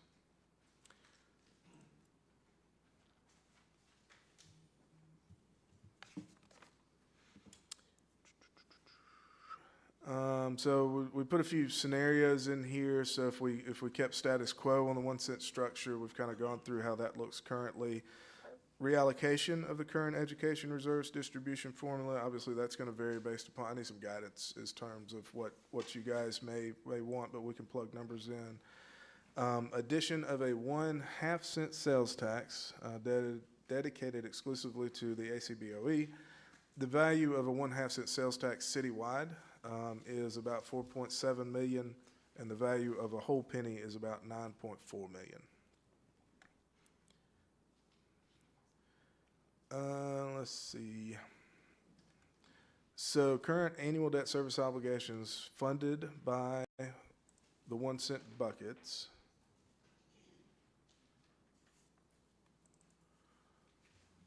So we have, I'll go through the infrastructure ones first. We have a Series 2019 BB&T loan that was to build the road and bridge leading from Highway 82 into the South Industrial Park, and it was like $7 million. I think we only floated maybe $4 million in debt for it, pay cash for the rest. And we also got a grant, and we also partnered with the county as well on that one. So, but that's being paid with infrastructure 1 cent money. Those small CWSRF loans are paid with 1 cent money. 2021, I think, was Maple Street sidewalks, or Maple Street stormwater. Trying to remember which ones are which. 2017 was Woodvale, and 2016 was Silver Hills. 2018, can't remember which one that was offhand. But they're small stormwater-related projects that we got. CWSRF loans, a couple of these had partial principal forgiveness, so they had green aspects in it that we got to reduce, basically get the principal for free. And then it's a very low interest rate loan. They're like 2.2%. So it's debt, but it's, I think it's smart debt. 2022 CWSRF, that was Washington Street, Bunch Avenue, and Easy Street. And we have 35% of that that's going towards stormwater. So we pay for that out of the 1 cent infrastructure bucket. The rest is wastewater. Similar with the 2022 series, that was Thomas Avenue, maybe Selma Highway too, but definitely Thomas Avenue. 35% of that is stormwater. All right, so Parks and Recreation, all of the 2022A and 2022B debt service is Parks and Rec 1 cent money. That was the Tier 1 projects, which was the football stadium, Pratt Park, and Newton Park Phase 1. And every bit of that debt is broken into two pieces because some of it was taxable, some of it was tax exempt. So that was all Parks and Rec. And then the big one is the 2025. 63% of that debt goes to Parks and Rec, 32% to public facilities, and 5% to infrastructure. So the infrastructure piece was Laney Drive. Public facilities was, I know Newton Park Phase 2 was in there, Spillway Park was in there. A portion of the public safety training facility was in there for public facilities. There's a list of projects. So that answers that one. All right, so the question was posed, the city's estimated bonding capacity. Should the council consider a future education-related capital project partnership? The anticipated structure from my end, and I've talked to our bond attorneys, they've talked to education attorneys that kind of do stuff on the school board side or the city school system side. So the structure would be, typically we would not take on everything ourselves, and just for risk's sake, we would create a cooperative district, similar to how we did the Bass Pro incentive, similar how the Education Building Authority has done things in the past, similar to how the initial jail was built in 2000. So basically create a cooperative district that the district would issue the financing, and we would have funding agreements between all the agencies involved. So you have the city, right now we've got the City of Prattville, Central Alabama Community College, Talca County Board of Education, and the Talca County Commission. Well, whoever's covering what pieces, we kind of commit to paying our portion of the debt service. We've been asked to pay $6 million, just in round figures. So the good thing about this is that whether the other entities pay their portion or not, it doesn't affect the city. It affects the cooperative district, and it affects that entity. But we kind of shelter ourselves from that. As long as we pay our portion of the debt service, we're good. And the only portion of the debt that goes on our balance sheet, on our books, is the portion of the debt that we take on. So I don't, if it's 60% of the debt, then if it's 100 and whatever million, we're just taking 60% of that and putting it on our books. There are two debt limits that that I kind of keep track of and make sure we're well under. There's a 225 debt limit, and basically this type of debt would be exempt from that debt limit calculation. Okay, and that's based on your percentage of your property taxes, or assessed value, not property taxes, but assessed value of your taxable property. And there's no real requirement to pledge a specific revenue stream like a sales tax to it since we're over 6,000 in population, and that's according to the IRS codes. The 772 debt limit is a state of Alabama deal, and we can be exempt from that debt limit calculation. This debt can, because we can tie it into an economic development activity, because obviously boosting, we can write a fancy paragraph that shows exactly how doing this is going to help us from an economic development perspective. And that's it. You're welcome. That's a ton of information. That's a lot of numbers. Any specific questions for Daniel? I do have a budget question. So what's our overall budget number? Is it Citywide? Yeah. 116. 116, 117? So I was thinking about this. So if we were to look at core city services, just the things that we have to make sure we pay for and get done, and, I'm trying to figure out what's left on the table that we can play with. I think I was, and my math is not as accurate as yours, I'm sure, but I think it was around 60 billion is a number that we could say would be core services. I'm just looking at maybe, could we look at, over the next 12 months, instituting a 5% cut across the board for the non-essential services to come up with some cash on hand. We already got $1.2 million that we're giving them out of the penny. We're gonna be looking at that penny this year. If we could just take, let's just do a 5%, cut off the top of everybody. We slow down buying lawnmowers and pickup trucks for a year, maybe put a couple of projects, slow them down for a year. Just come up with a wad of cash that we can hand to the school board. I'm spitballing here to paraphrase Councilor Stritchett's term last time, so that we can at least give them something this year to do some needed facility repairs and those things right there while we figure our budget out and get our feet under us under some other things. And, what can we do? Maybe 5's too much, maybe 2.5, maybe 2, maybe we can do 10.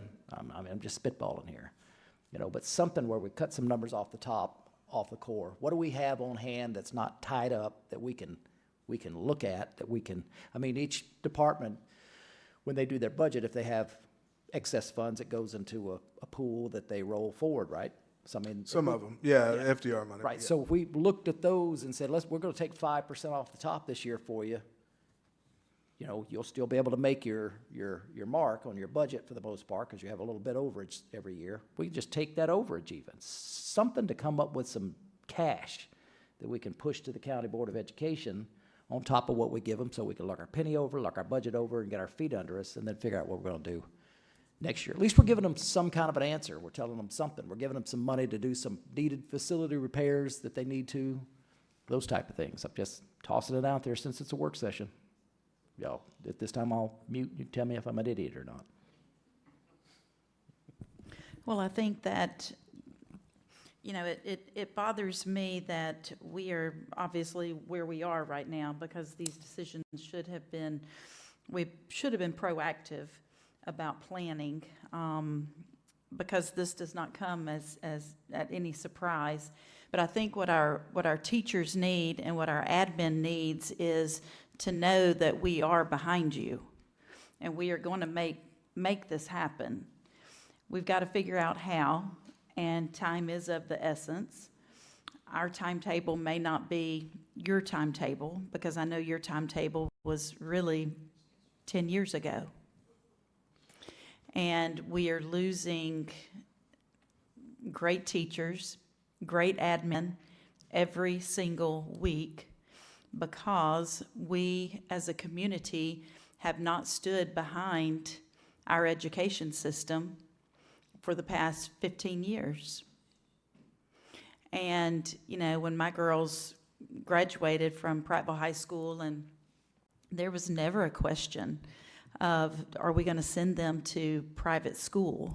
Of course we're not going to send them to private school. We have the best teachers here.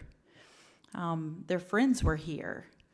The neighbors were here, but it's not like that anymore.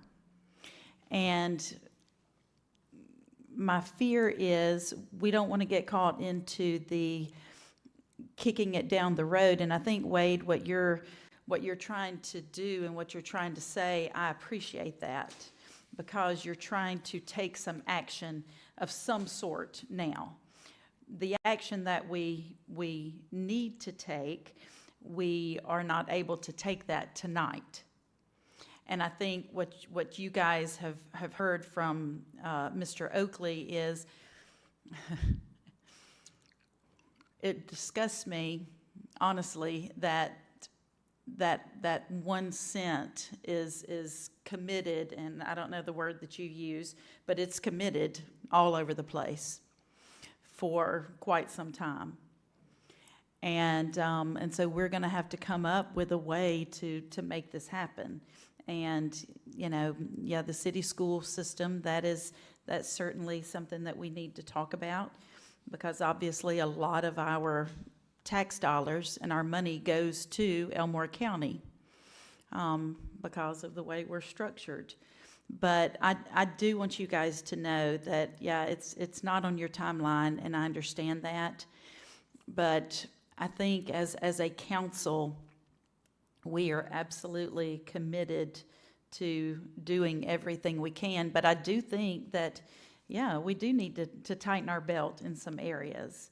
There are some things that we don't have to have right now.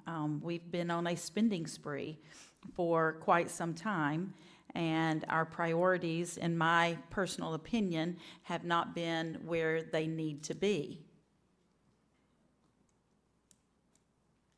Because our children, our education, we're nothing without that. We can look great, and we can smell great, and we can appear great, and we can do all of those things, but it crumbles under the weight of poor education facilities, not poor educators. We don't have poor educators. We have poor facilities, and we have low priorities when it comes to our education. And we're not going to be able to function much longer like that. You guys would say we can't function any longer like that, because I've talked to you all. So Wade, I do appreciate what you're saying, and I don't want to cut anybody's budget, but, you know, when it comes to where we are right now in this crunch for education, yeah, we're going to be hated up here by so many people, and then we're going to be loved by so many people. But when I ran for education. It's the right thing to do, and it's the right time. And I can only speak for myself. If I'm not elected after this quadrennium, so be it. I've stood up for what I feel and what I know is right. And you can never go wrong with investing in education. Daniel, with all those numbers, where do you see, how much do you see freed up now that we could possibly look at trying to allocate to education and to helping them with what they're, I know I think they've asked for 6, but how much do you see available right now? So this would be assuming, I mean, this is not counting any, I guess not counting any new revenue. And we've kind of mentioned the allocation to, let me get my right. I got like this stuff on 6 different spreadsheets, so. There we go. So, I mean, you guys need to make a decision on the allocations to CAC and the allocations to the Board of Ed. And if that's going to change by $355,000, then we'll need to go find that in the budget, because that's currently done the way it's done. I did mention in a Finance Committee meeting, basically this public facilities 1 cent bucket. So we have a small amount so far that's allocated long-term, and that's roughly $300,000 a year. There's nothing else necessarily planned in the imminent future that we would spend that money on outside of, you know, we keep bringing up the library and the swimming pool. So the library and swimming pool, you know, that would be kind of an easier bucket to pull from. And if that's something we don't want to do, I still want to keep the 25% cushion in these buckets. I don't want to commit anything long-term that exceeds 75% of what we anticipate bringing in, just because your debt becomes fixed, but sales tax is very fickle and it can go up and down over the course of 30 years. So, you know, taking a portion of that, so there's a, let me get my 75. So there's basically 1.28 million in that bucket that I would say is not allocated long-term currently. And that already negates the 25% cushion. I will say, you know, public facilities wise, so this year we budgeted to use some of that money on roofs and windows and doors here in this building. So having some amount available for bigger, more expensive things along those lines going forward is probably wise, and I would recommend. I don't know that you're going to need the whole 1.3 million. So there is an opportunity there. I mentioned CAC, I mentioned ACBOE. If y'all want to do the school resource officers change, that's just $350,000 that I've got to go find in our existing budget. And that is what I would say currently. The there are cushions. Parks and Rec is pretty much tapped out. We've had very expensive projects in there, and they've got several other things that I've already met with that department in a budget meeting. They've got lots of other projects too that they want to do. Infrastructure, I think we can all agree we can find plenty of ways to spend that infrastructure bucket money on. You can double it and still not have enough. I've not met with Paxton yet, but I know he's going to be very expensive when we do sit down and meet. We're not putting enough into paving right now. He sent me some crazy numbers that I hope he can explain to me on what he wants paving on an annual basis. But it's 3 times what we're spending on paving now, or saving for paving on an annual basis. What am I missing? And then the miscellaneous. So, once the Pratt rolls off, and I don't think whatever decision we make today, whether it's a new high school or a city school system, or, I don't mean today, but in this discussion process, it's going to be a multi-year deal. So I'd go ahead and factor that 400,000 is available in 2029. So anyway, do you want me to add those numbers up? Okay.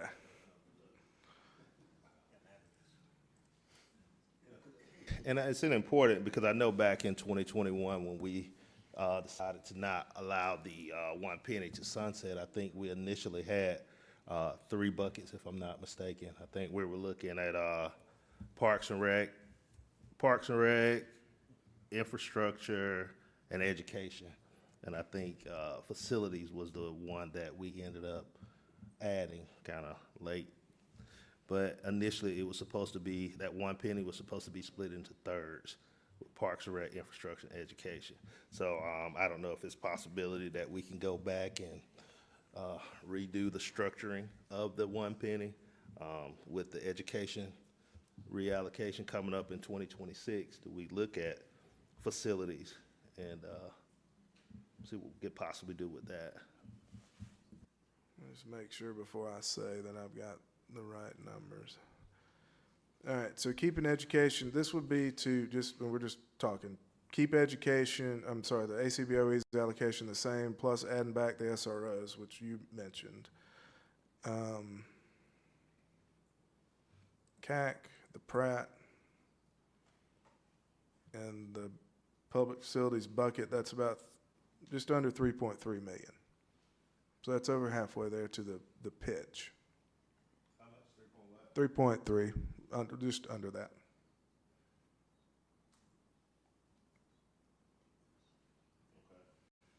And that doesn't factor in options for new money, which this is, it's going to have to take some new money too. And then we can go all about the options for that, but that doesn't factor in new money. When you say new money, what do you mean by new money for those? It could be new revenue streams, or it could be, sources of revenue we don't currently have. And I'll give you an example. I didn't include this number, but we've got 2 hotels that are being completed. So I've got a calculation of what I think those hotels are going to bring in from a lodging fee perspective as it currently is, or lodging tax perspective, excuse me. And, I don't want to say the number out here because it'll give away what I think they're going to make. But, it's something to add. It's small, but it's something to add. And then you've got plenty of options as far as, you mentioned, one of the questions was in there about a 1/2-cent sales tax and a full cent sales tax. Obviously, it's not easy, but the thing that makes the most sense is an ad valorem property tax, but that's failed twice recently. Lodging fee increases are fairly easy from a political standpoint. Lodging tax increases are fairly easy from a political standpoint. However, we have a roadblock in the Elmore County portion of Prattville, where we have over 1,000 hotel rooms, and in terms of lodging tax. So we would need to go before the state legislature and get Senator Chambliss to help us fix that if we wanted to go up on that.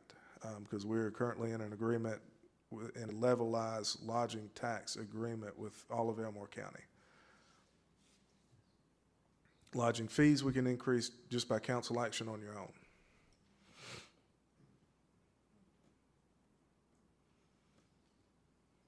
basically, we have a framework where we have an opportunity to,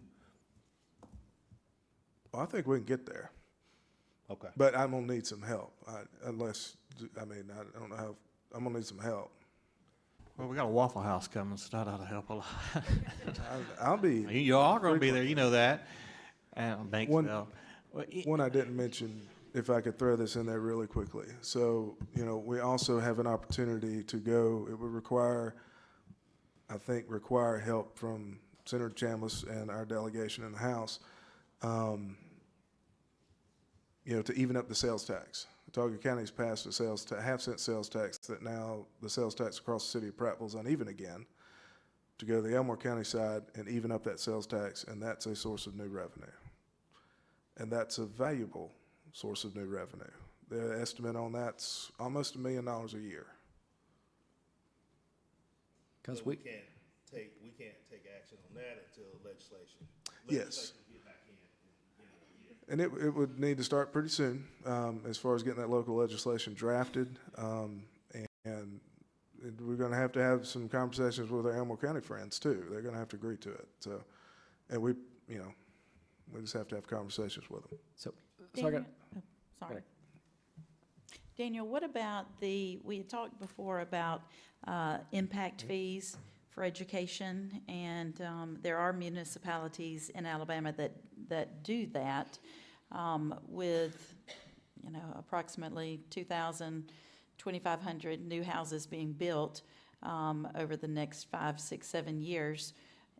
What can we do to kind of put that to good use, because that helps to create the issue of overcrowding in our schools? What can we do about that?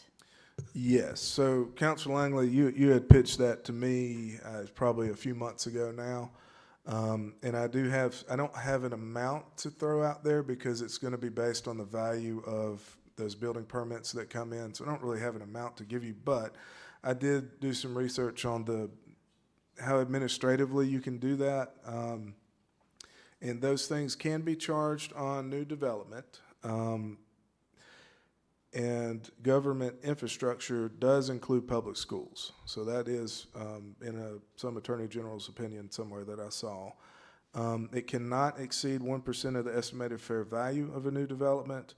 And it's going to be paid for by the developers at the time of getting the building permit here across the street. It might, and this is kind of a legal question, but I think it's going to require a local legislation bill to be passed. Baldwin County passed one to kind of help. Obviously, that county's been booming forever. And I've got some numbers of types of building permits that we've issued last fiscal year, but I think that certainly is a viable option, but I think it might have to go through local legislation through the state. But if we're going, we might as well go for lots of things. So I'm certainly in favor of that. The developers, I think they're not going to like it, but I think they can handle it. Hold on just a second. Just one question while we're talking about that. So, I understand that additional houses being built increases population in school, but what percentage of proposed residential development is in Elmore County versus Watauga County? That's a really good question for the planning department. I am not sure. But we do have maps that show, I know Amy's got a map that shows the bubbles with the new houses coming, and, we can draw a county line on there and figure it out, but I don't have that in front of me. Okay. The only reason I'm asking that is if we're saying that increased development of residential development in the city, if the majority of that's in Elmore County, it's not going to affect the population of students in Watauga County. I think all your Glenbrooks in Watauga County. The Doster Road project is in Watauga County, the proposed Doster Road project. You guys still got to vote on that. The other project that's big will be in Elmore County. And then that map would be better to go by. Oh, she went to get it probably, but. Daniel, this is just a wild guess. I'd probably say 70-30, 70% in Otago County, 30% in Elmore County. But again, that's a wild guess. Okay. I just wanted that number out there. Councilor Newman? I was just going to make a couple of comments too about why I lean in the city school system a little bit more. Obviously, I already stated that I think it would be better for us. And, you go back and look at how we've developed up to this point. We've cobblestoned this together, which I'm not saying is a bad thing. We've had to work with the county and a lot of things, and that's the way we made it work. I mean, we've got a football stadium for us that the city owns, and we don't have a city school system, but it worked for us because we could do that and they could use that, and it helped, and that's what we've been doing. We're a bootstrap community, and I'm proud of that. I'm proud of the fact that we're that. But we're to a point now where we've got to decide what we're going to do next. We've outgrown the county in a way that we need to decouple. Look at a couple of things. You talk about tax. So when I lived in McKinney, Texas, I paid $1,100 a month in property tax on a $500,000 house. Here in Prattville, about a $500,000 house, I think I'm paying $2,500 a year. $600 of that $1,100 went right to the McKinney Independent School District, right? So, I mean, they had 3 high schools the size of Prattville High School in McKinney, Texas, right? Money was not an issue. Now, they had other problems. Don't get me wrong, but they didn't have a money problem, right? But between my federal tax burden, my property tax, I didn't pay state tax there, and the sales tax was lower. When I come here, well, my property tax is really low. I have a state income tax and a federal tax, but my sales tax, I'm paying about the same. I'm paying about the same in taxes living in Alabama as I was living in Texas, even with that $1,100 a month property tax bill. It's about where it's at. We need to slow our roll on the sales tax, in my opinion. We don't need to be adding any more to the sales tax. Now, sales tax is good because somebody comes in out of town, buys a cup of coffee, fills up in gas or whatever, it's contributing. And I'm not saying we need to raise property taxes either. I'm not saying that. But I am telling you this, I've had constituents tell me, if you guys don't get this school situation figured out, we're selling and we're moving. And I remember Selma in the 70s before Craig Air Force Base left, and it looked a heck of a lot different. The city needs to realize how important education is to this community. Economic development and education are the 2 things that put houses on the map and put people here. The other thing I wanted to point out too, just food for thought that we've been rolling around, is if you want to look at, and this is no ding to the County Board of Education. I know the position you're in and what you're trying to do, and I 100% know that you need money. But if you look at the pattern, Montgomery doesn't have a city school system. They have a county school system, and Montgomery has a line item that they give to them every year, and that's what they use. If you want to replicate that pattern, that's the track we're on. We need a nimble, a flexible, a city-controlled, where our dollars go to our kids to be educated in the city school system. We just need to figure out how to fund it. But I wanted to bring those points up so we can, and for conversation only, I'm not advocating any way, one way or around. I'm just laying out the things we need to think about because those are the things we need to consider as a community. And I would love your feedback. Text me, call me, email me. Like it's been said, reach out to your councilman and let us know what your thoughts are about it. And the mayor. Reach out to the mayor too. Just 1 second, if you don't mind, Mayor. I don't want to stop the conversation. I think it's very important, and I think we have more to discuss. These are both empty, and I need to take about a 5-minute recess. And so about 7:45, we'll be continuing our conversation.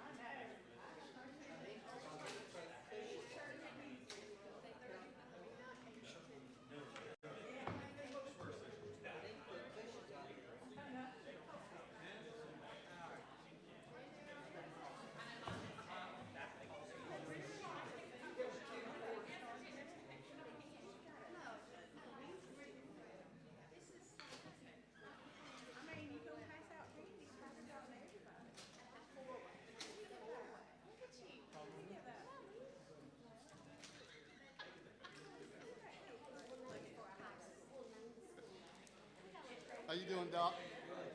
See your picture right up here? No, where is it? Main Street. Oh, no kidding. All right.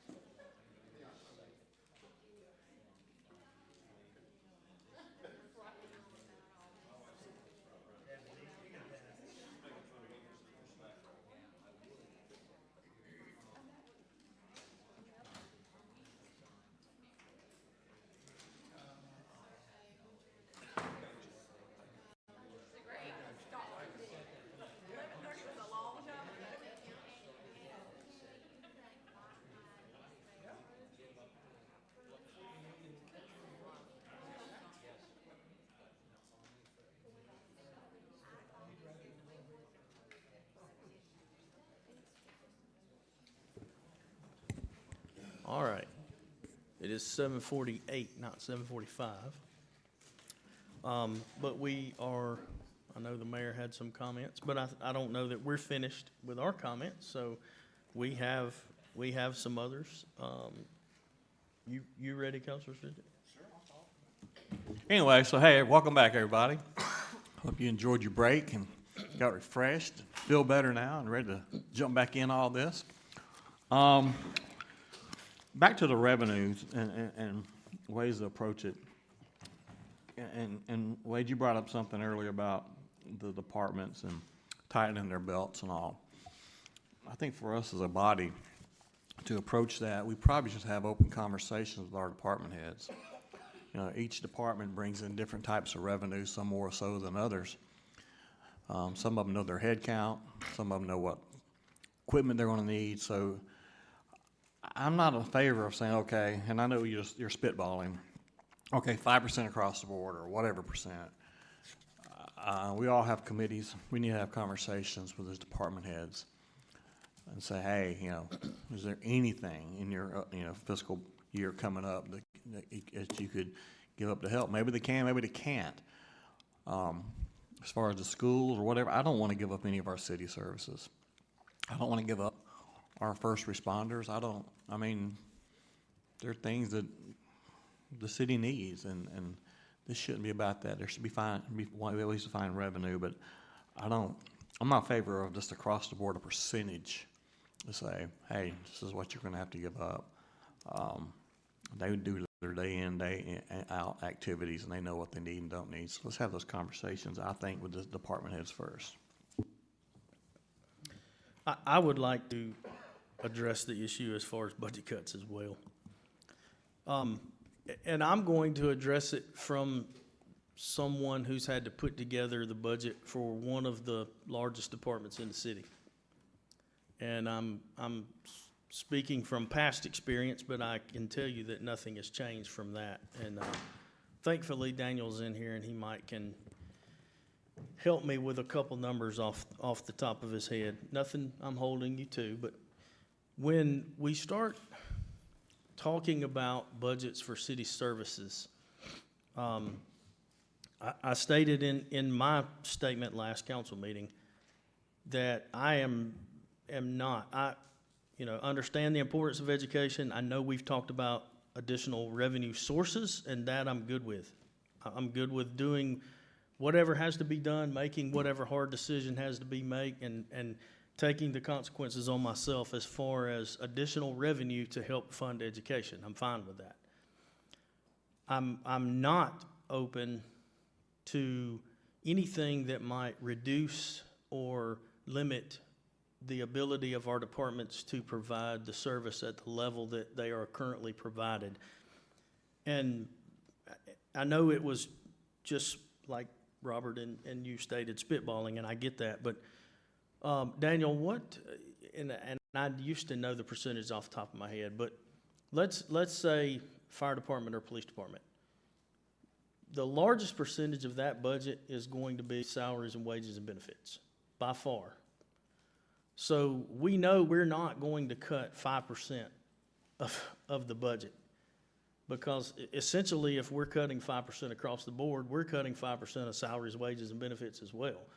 So what percentage of our public safety, either fire or police, what percentage of that total budget is operating cost? Just roughly. I'm gonna give you the exact number. It's in our little budget presentation. I'm gonna try and find it.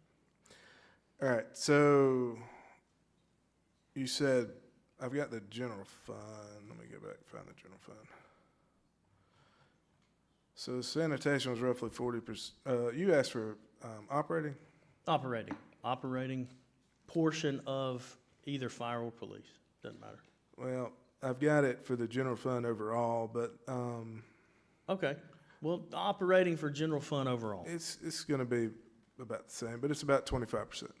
25%. Of the total general fund budget is operating expenses. So 25% of the 117 million is operating expenses. Yes. All right. And, well, general fund is not 117 million, that's citywide. but Well, yeah, Of the general fund's budget, yes. okay. I'm just, Salaries and wages is 50%, and that's as high as it's been in a while, just because we've worked hard over the past X number of years to get the salaries right. Capital's about a little less than 10%, but it can kind of vary by department. Fire departments, things are very expensive, yes. but they're more infrequent than, we'll say, the police departments. Right. But the point I'm trying to make is additional revenue sources or revenue streams, I'm okay with looking at, but, and I'm not saying education. Education is going to be vital to the continued success of the city of Prattville. I mean, we have to do something. We all agree something has to be done. But I'm elected by the people in District 5 to represent the people of District 5. And I'm not going back to District 5 and say, hey, we're gonna cut money from operating out of your city services so we can give it to education. I would feel more comfortable going back to the residents of District 5 and say, hey, we have to do something about education. And increased revenue is what we're gonna have to do. So whatever form that takes that we come up with, I'm a lot more comfortable going back to the constituents that elect me to represent them and say, hey, we're not cutting your city services, we're not taking funding away from the services that you already expect and are being delivered at a certain standard. We're not going to reduce that standard. We're going to have to look at additional sources of revenue. Now, I'm not saying that maybe some of the 1 cent sales bucket that we're talking, I'm not saying that we don't look at that and we don't come up with a number. But I'm saying as far as our departmental operating budgets and personnel budgets, I mean, I'll go on the record and say I'm not for looking at a potential decrease in that to fund anything. So I want to make sure I clarify, I'm not trying to cut vital city services by any means. My comment was to make sure that we discussed some things that I thought about. And again, we had a $117 million budget. And I believe I said, I thought core services were at about 60 million, which was the number I came up with, which could be off, may not be, tell me later. I don't mind being wrong if I'm wrong, but whatever that number was, anything after that that was considered additional services, we might look at a 5%, or I think I even said a 2.5% or a 2%. I was thinking about trying to get some money in the hand to help with some facilities things for the County Board of Education this year while we look at our budget later in the year and figure a few other things out. Before we sign a check for 30 years, that was my thought. Trying to, give a half a loaf of bread is better than no bread for this year is what I was trying to do. Take action. All right, so Daniel, going back to this public facilities, and education. What do we need to do as a council to look at this? Can you lock down some of those numbers to make sure you're pretty accurate with, if we reallocate that public facilities money and the education money, and then potentially look at some other funding streams, to help get to that number that they requested? Yeah, I mean, there's a myriad of options as far as the new money goes. Like I said, the thing that would make the absolute most sense is an ad valorem property tax increase. It's got to be voted on by the citizens. Citizens have said no twice. That doesn't mean that a different pitch with a different plan might be better. I don't know. But that's a very stable revenue stream, and you want very stable revenue streams to pay for very fixed long-term debt.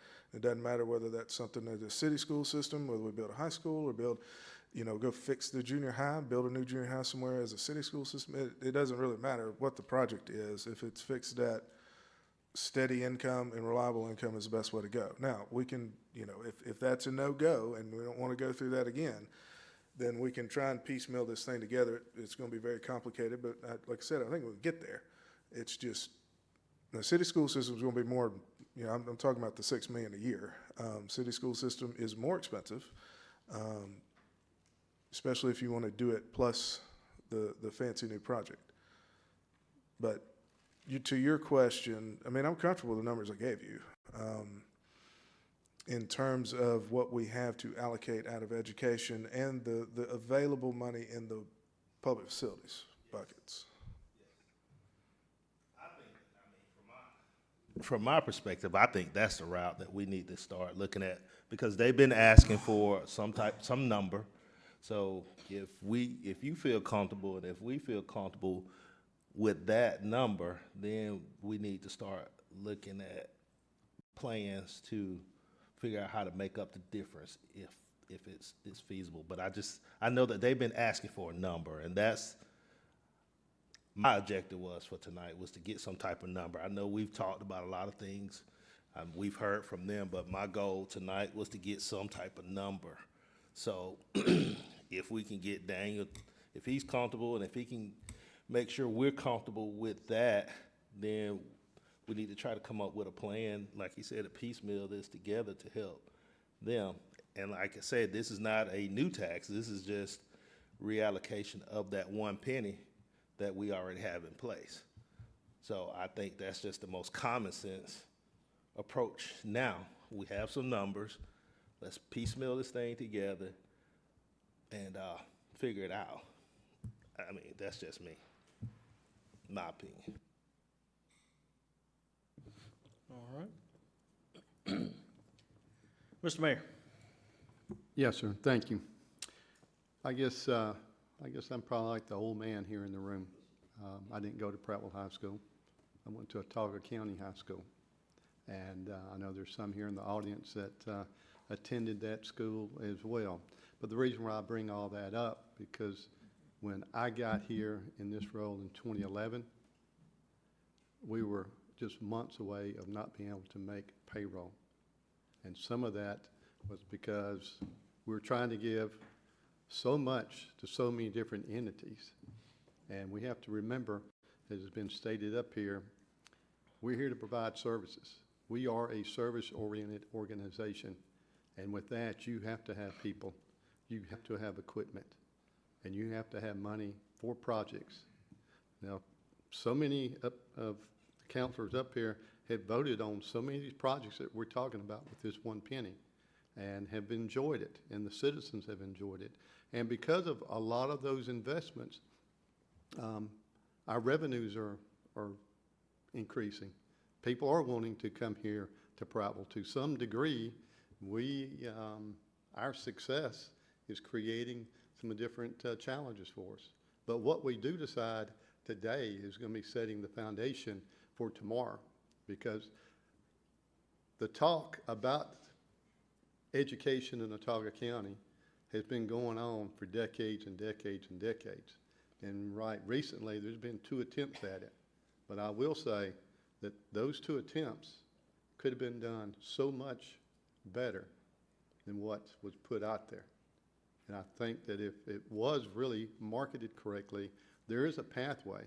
And by gutting departments or going back and piecemealing monies here and there, there's sometimes unforeseen consequences in that. Again, when I first got here, and help me out, Council President Whaley, I believe you were in the fire department, we had some police cars.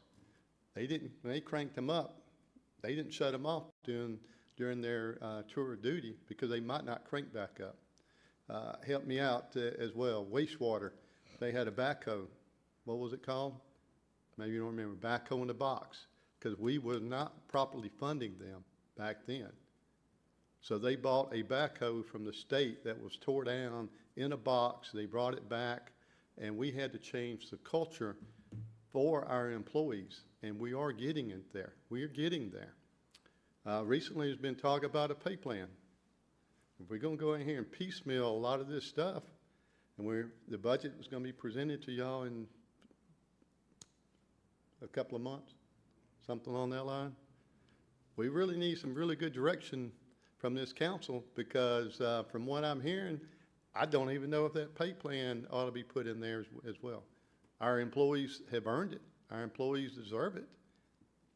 Council has not voted on it yet, but we are working toward what we see as a sustainable pay plan for our employees for a good while to come. Education is important, and I don't want anybody to take from today that I'm not supporting education.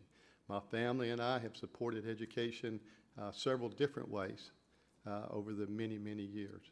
But to come up and all of a sudden, and sometimes you have to do some spitballing or some piecemealing, but when you have a project, a problem as big as this, we cannot piecemeal it. We cannot spitball it out here like this and come up with a good project, a good product is what I meant to say, a good product, because again, this is out here in the public. Our employees are ones we need to let them know that we are supporting them. We do need to let the education world know that we are supporting them, but not at the expense of our employees or the expense of our buildings here or our expense of future projects as well. I think there is a pathway, an avenue, but we've got to be able to come together with a partnership, because there's some out there saying that we cannot dictate to them how to use that money. And to me, if we are giving them money, we need to hold them more accountable than the way that we have with this last bit of money that we give to the Board of Ed. One of the things I also like to say that I've heard out there for so many times, oh, look what the county does. Look what the county does. The county gives the Board of Ed this amount of money. Well, in my opinion, when an entity, federal, state, county, municipal, levies a fee, levies a tax, whatever it might happen to be, those entities are not paying that tax or that fee. It's we the people. So we need to remember that we are in this all together, but we have so many things, so many other needs out there, and just really come up with so many of these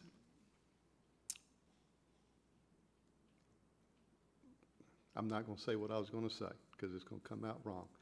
But I wanted to address about our SROs.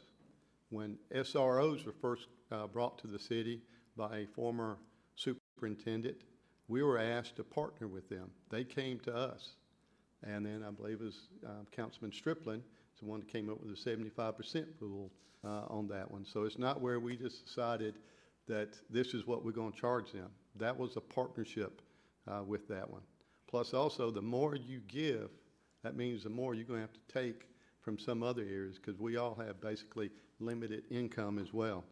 And also on the Old Ridge Road, why would we give the county a pass on fulfilling their obligations?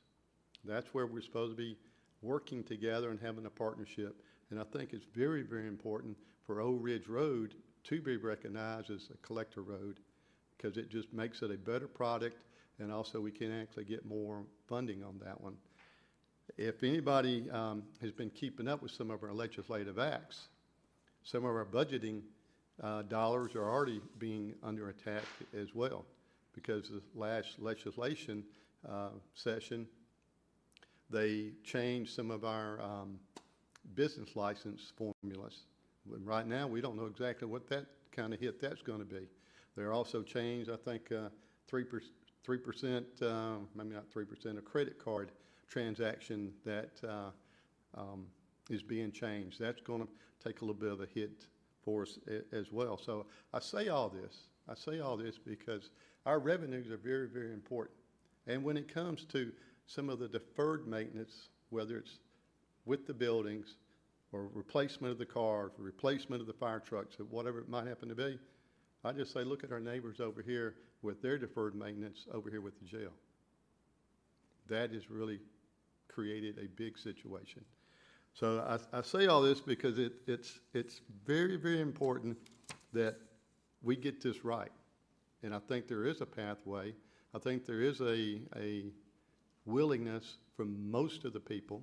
And I think that's where we need to come together, do some more marketing. I think some of this education money that has been put in the coffers, I think that money can be put to some use to help promote and educate a lot of our citizens and help, let's build this up as a grassroots effort. Now, and it's been brought up already about the monies that we give CAC and also Ottawa County Board of Ed. That agreement is coming up in September. We do so many other things, in-kind services, as mentioned a little bit earlier. There's some that are documented, but there's so many more that are not even documented. But we're out there helping our Ottawa County educators here, and we can still do more, but we need to make certain we get it right. Now, in my opinion, this agreement that's coming up at the end of September, I believe that it is, with CAC and the Ottawa County Board of Education, until we find exactly which pathway we as a community are going to be moving in, I don't believe that those dollars ought to come out of the education coffers until we know exactly which pathway that we're heading in. But I hope that a lot of this information has been brought up. I hope it will be put to a very good and positive use, because there's sometimes it's so much easier to be negative than it is to be positive. And I think that's what it's going to really take for us to come together in a positive way, because the city, as it has already been mentioned, we're the, maybe not this exact way, but we are the heavy lifters for so many. But we need to be very precise about that. Because again, when I first got in here, we were finding out we could not make payroll in a few months. We were trying to help too many others. We're here to do the best we can, to provide services, and we have to make certain that we're just not giving the farm away. Thank you. Councilor Newman. I just want to go on record again as I never used the word gut any departments. I just was simply talking about a tax or a 5% cut or 2.5 or 2. I mean, I owe it to my constituents to make sure we're spending our money accurately, or we can leverage our funding right before we try to do anything else. The thing that's going to fix this problem for Prattville is revenue. Taxes aren't going to, no one wants to raise taxes. I get it. Sales tax is already too high. I don't want to raise that tax either. The only thing that's going to help us is bringing in revenue. When I knocked on doors and I talked to my constituents, and my constituents talked to me today, they have said several times, if we don't get our education piece worked out, they are selling and leaving. And it's not there. They didn't say if we don't get our fire department or our parks or they said education. So it's extremely important that we look at this. And I completely want to make sure that our city, and I say to the mayor, I've said this to him many times, I don't mind saying this publicly, this man right here probably saved this city from going bankrupt. Absolutely, everybody knows that. I agree with that 100%. I'll make that statement publicly right here. his cost-cutting measures and the things he did, and I don't have any issue with that. And I'm not saying that we need to go back down a road of doing that. I'm simply saying we can look at our dollars, look at our budget, look at what we got, figure out what we can spend, and do something to help the school system until we can get our feet under us a little bit longer, a little bit better. I absolutely want to go on record as saying I support the city employees. They worked hard. I know they do. I see them every day out doing their job. I'm proud of them. I'm proud of my city. That's why I ran for this position, because I love my city and I'm proud of it. But I pause one year to throw a little money around a different direction and reallocate it where we need to, I don't think is unreasonable. And if we decide as a group we don't want to do that, I'm fine with that too. I think revenue is what's going to fix it for us. And I'm hoping that we can, not trying to put any more pressure on Amy, but revenue is going to fix our problem. And I'm going to be really hard pressed to agree to a 30-year lease agreement on a car if I can buy it outright myself. So I want to make sure those numbers line up so that we can do that if we can. I think that's what's best for the city of Prattville. And if we can't do that, then we'll go the route. So. For you there, Whaley. I mentioned Tri County, a meeting. Have you had any success or any updates on how that's going? So I had already reached out to a couple of different entities, including talking with Mr. Woodfin and Commission Chairman Thompson about the possibility of a joint meeting that would get the Board of Education, the County Commission, and the City Council on the same stage in order to have a public discussion where we were able to talk about all of the different options and really challenges that we all face. And I equated it to this when I talked to Mr. Woodfin and when I talked to Chairman Thompson.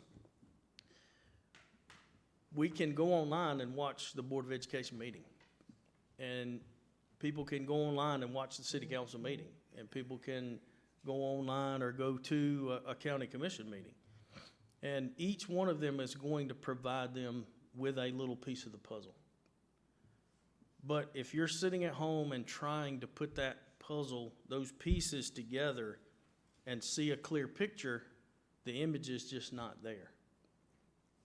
So I have reached out, Mr. Woodfin, apparently, I'm sure, spoke with the board, and the board is willing to meet with the council on the same stage. I have reached out and I've talked with Commissioner Thompson. He said that, at that time, he had not talked to the rest of the commissioners, and he didn't know if them meeting with us was going to be beneficial. They knew what they give to the school board, and they knew what they had available for the funding agreement, if that was the route that was chosen. So I also reached out to the Chamber of Commerce as a neutral party, who in turn reached out to Central Alabama Community College, who agreed to allow us to use that facility as long as church wasn't meeting. And was some recommendation and some thought processes there that maybe Jeff Lynn be a kind of a moderator for the discussion, being at a neutral facility. It's not a BOE facility, it's not a county facility, it's not a city facility, and have a neutral party there to kind of facilitate the discussion and keep us on track. And I haven't spoken directly with him, but I feel like he is willing, from conversations that I've had in the past with him, he is willing to help work through that. So hopefully, if the council is all willing, then tomorrow morning I will try to put a date on the calendar soon, very soon. I don't know about the school board, but Mr. Woodfin told me that if we come up with a date, y'all make it happen. So I've talked with Chairman, or Commission Chairman Thompson this evening, and I will say his mother's in the hospital, so he's kind of out of sorts as far as keeping up with things right now. But, you know, I'll reach back out to him in the morning, and I will talk with the chamber and Central Alabama again and see if that's what everybody wants to do, and let's have a education roundtable discussion, and let's all come together and put it all out there.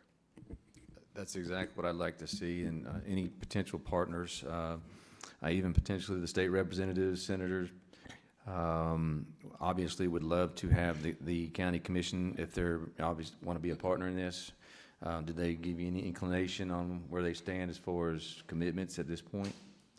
Yeah, they have a figure in place, and I don't want to, it's not my information to give, but I guess they've shared with the board, they have a dollar amount in mind that they were willing to participate in the funding agreement at, but I would rather them, I'm not gonna answer for them, that's not my place to do that. So I will make that known to them once again that, you know, that those are the types of questions that are going to come up in this meeting, and maybe some representation from the commission, if not the whole commission being there. It sounds like the council is all willing, and as far as I know, the school board is all willing for us to come together and have this public discussion about education and where we go in the future. So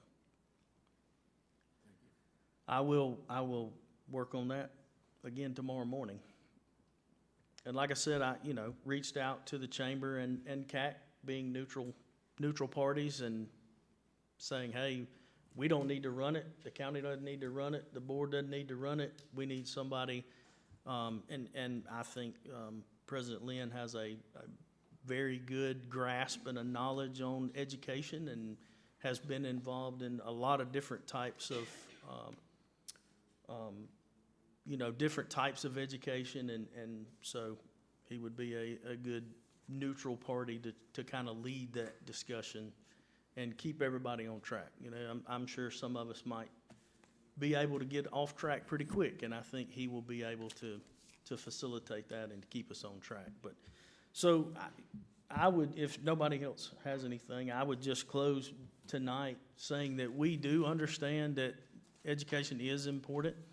I would reiterate that the request from Superintendent Woodfin is, hey, we need to know what, if anything, in addition to what's being done now, what the city is willing to commit towards education. And I hope that we have shown you tonight that we have not just been sitting around not doing anything. There's a lot of information that's been gathered.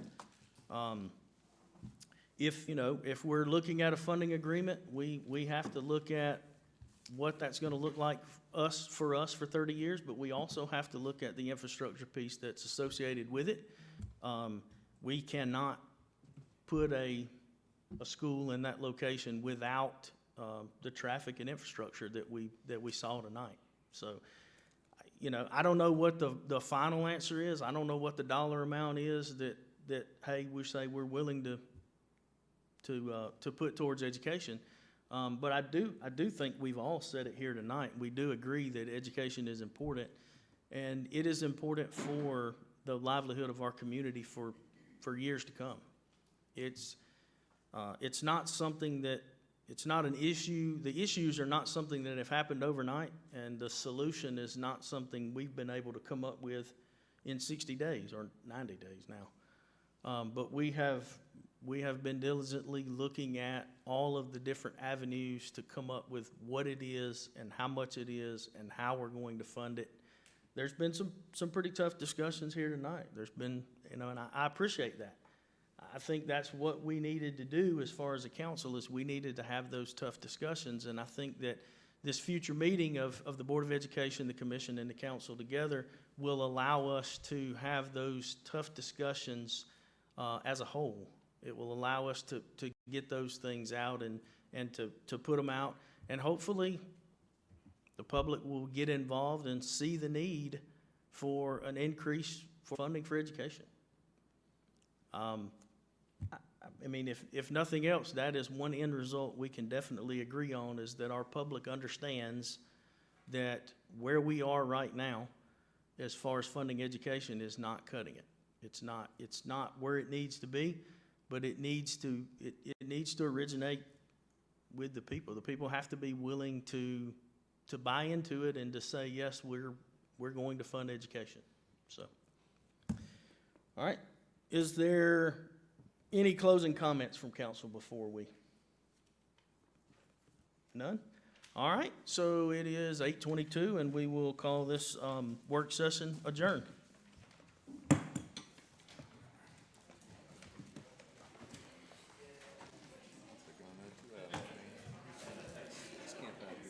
Hey, I'm good.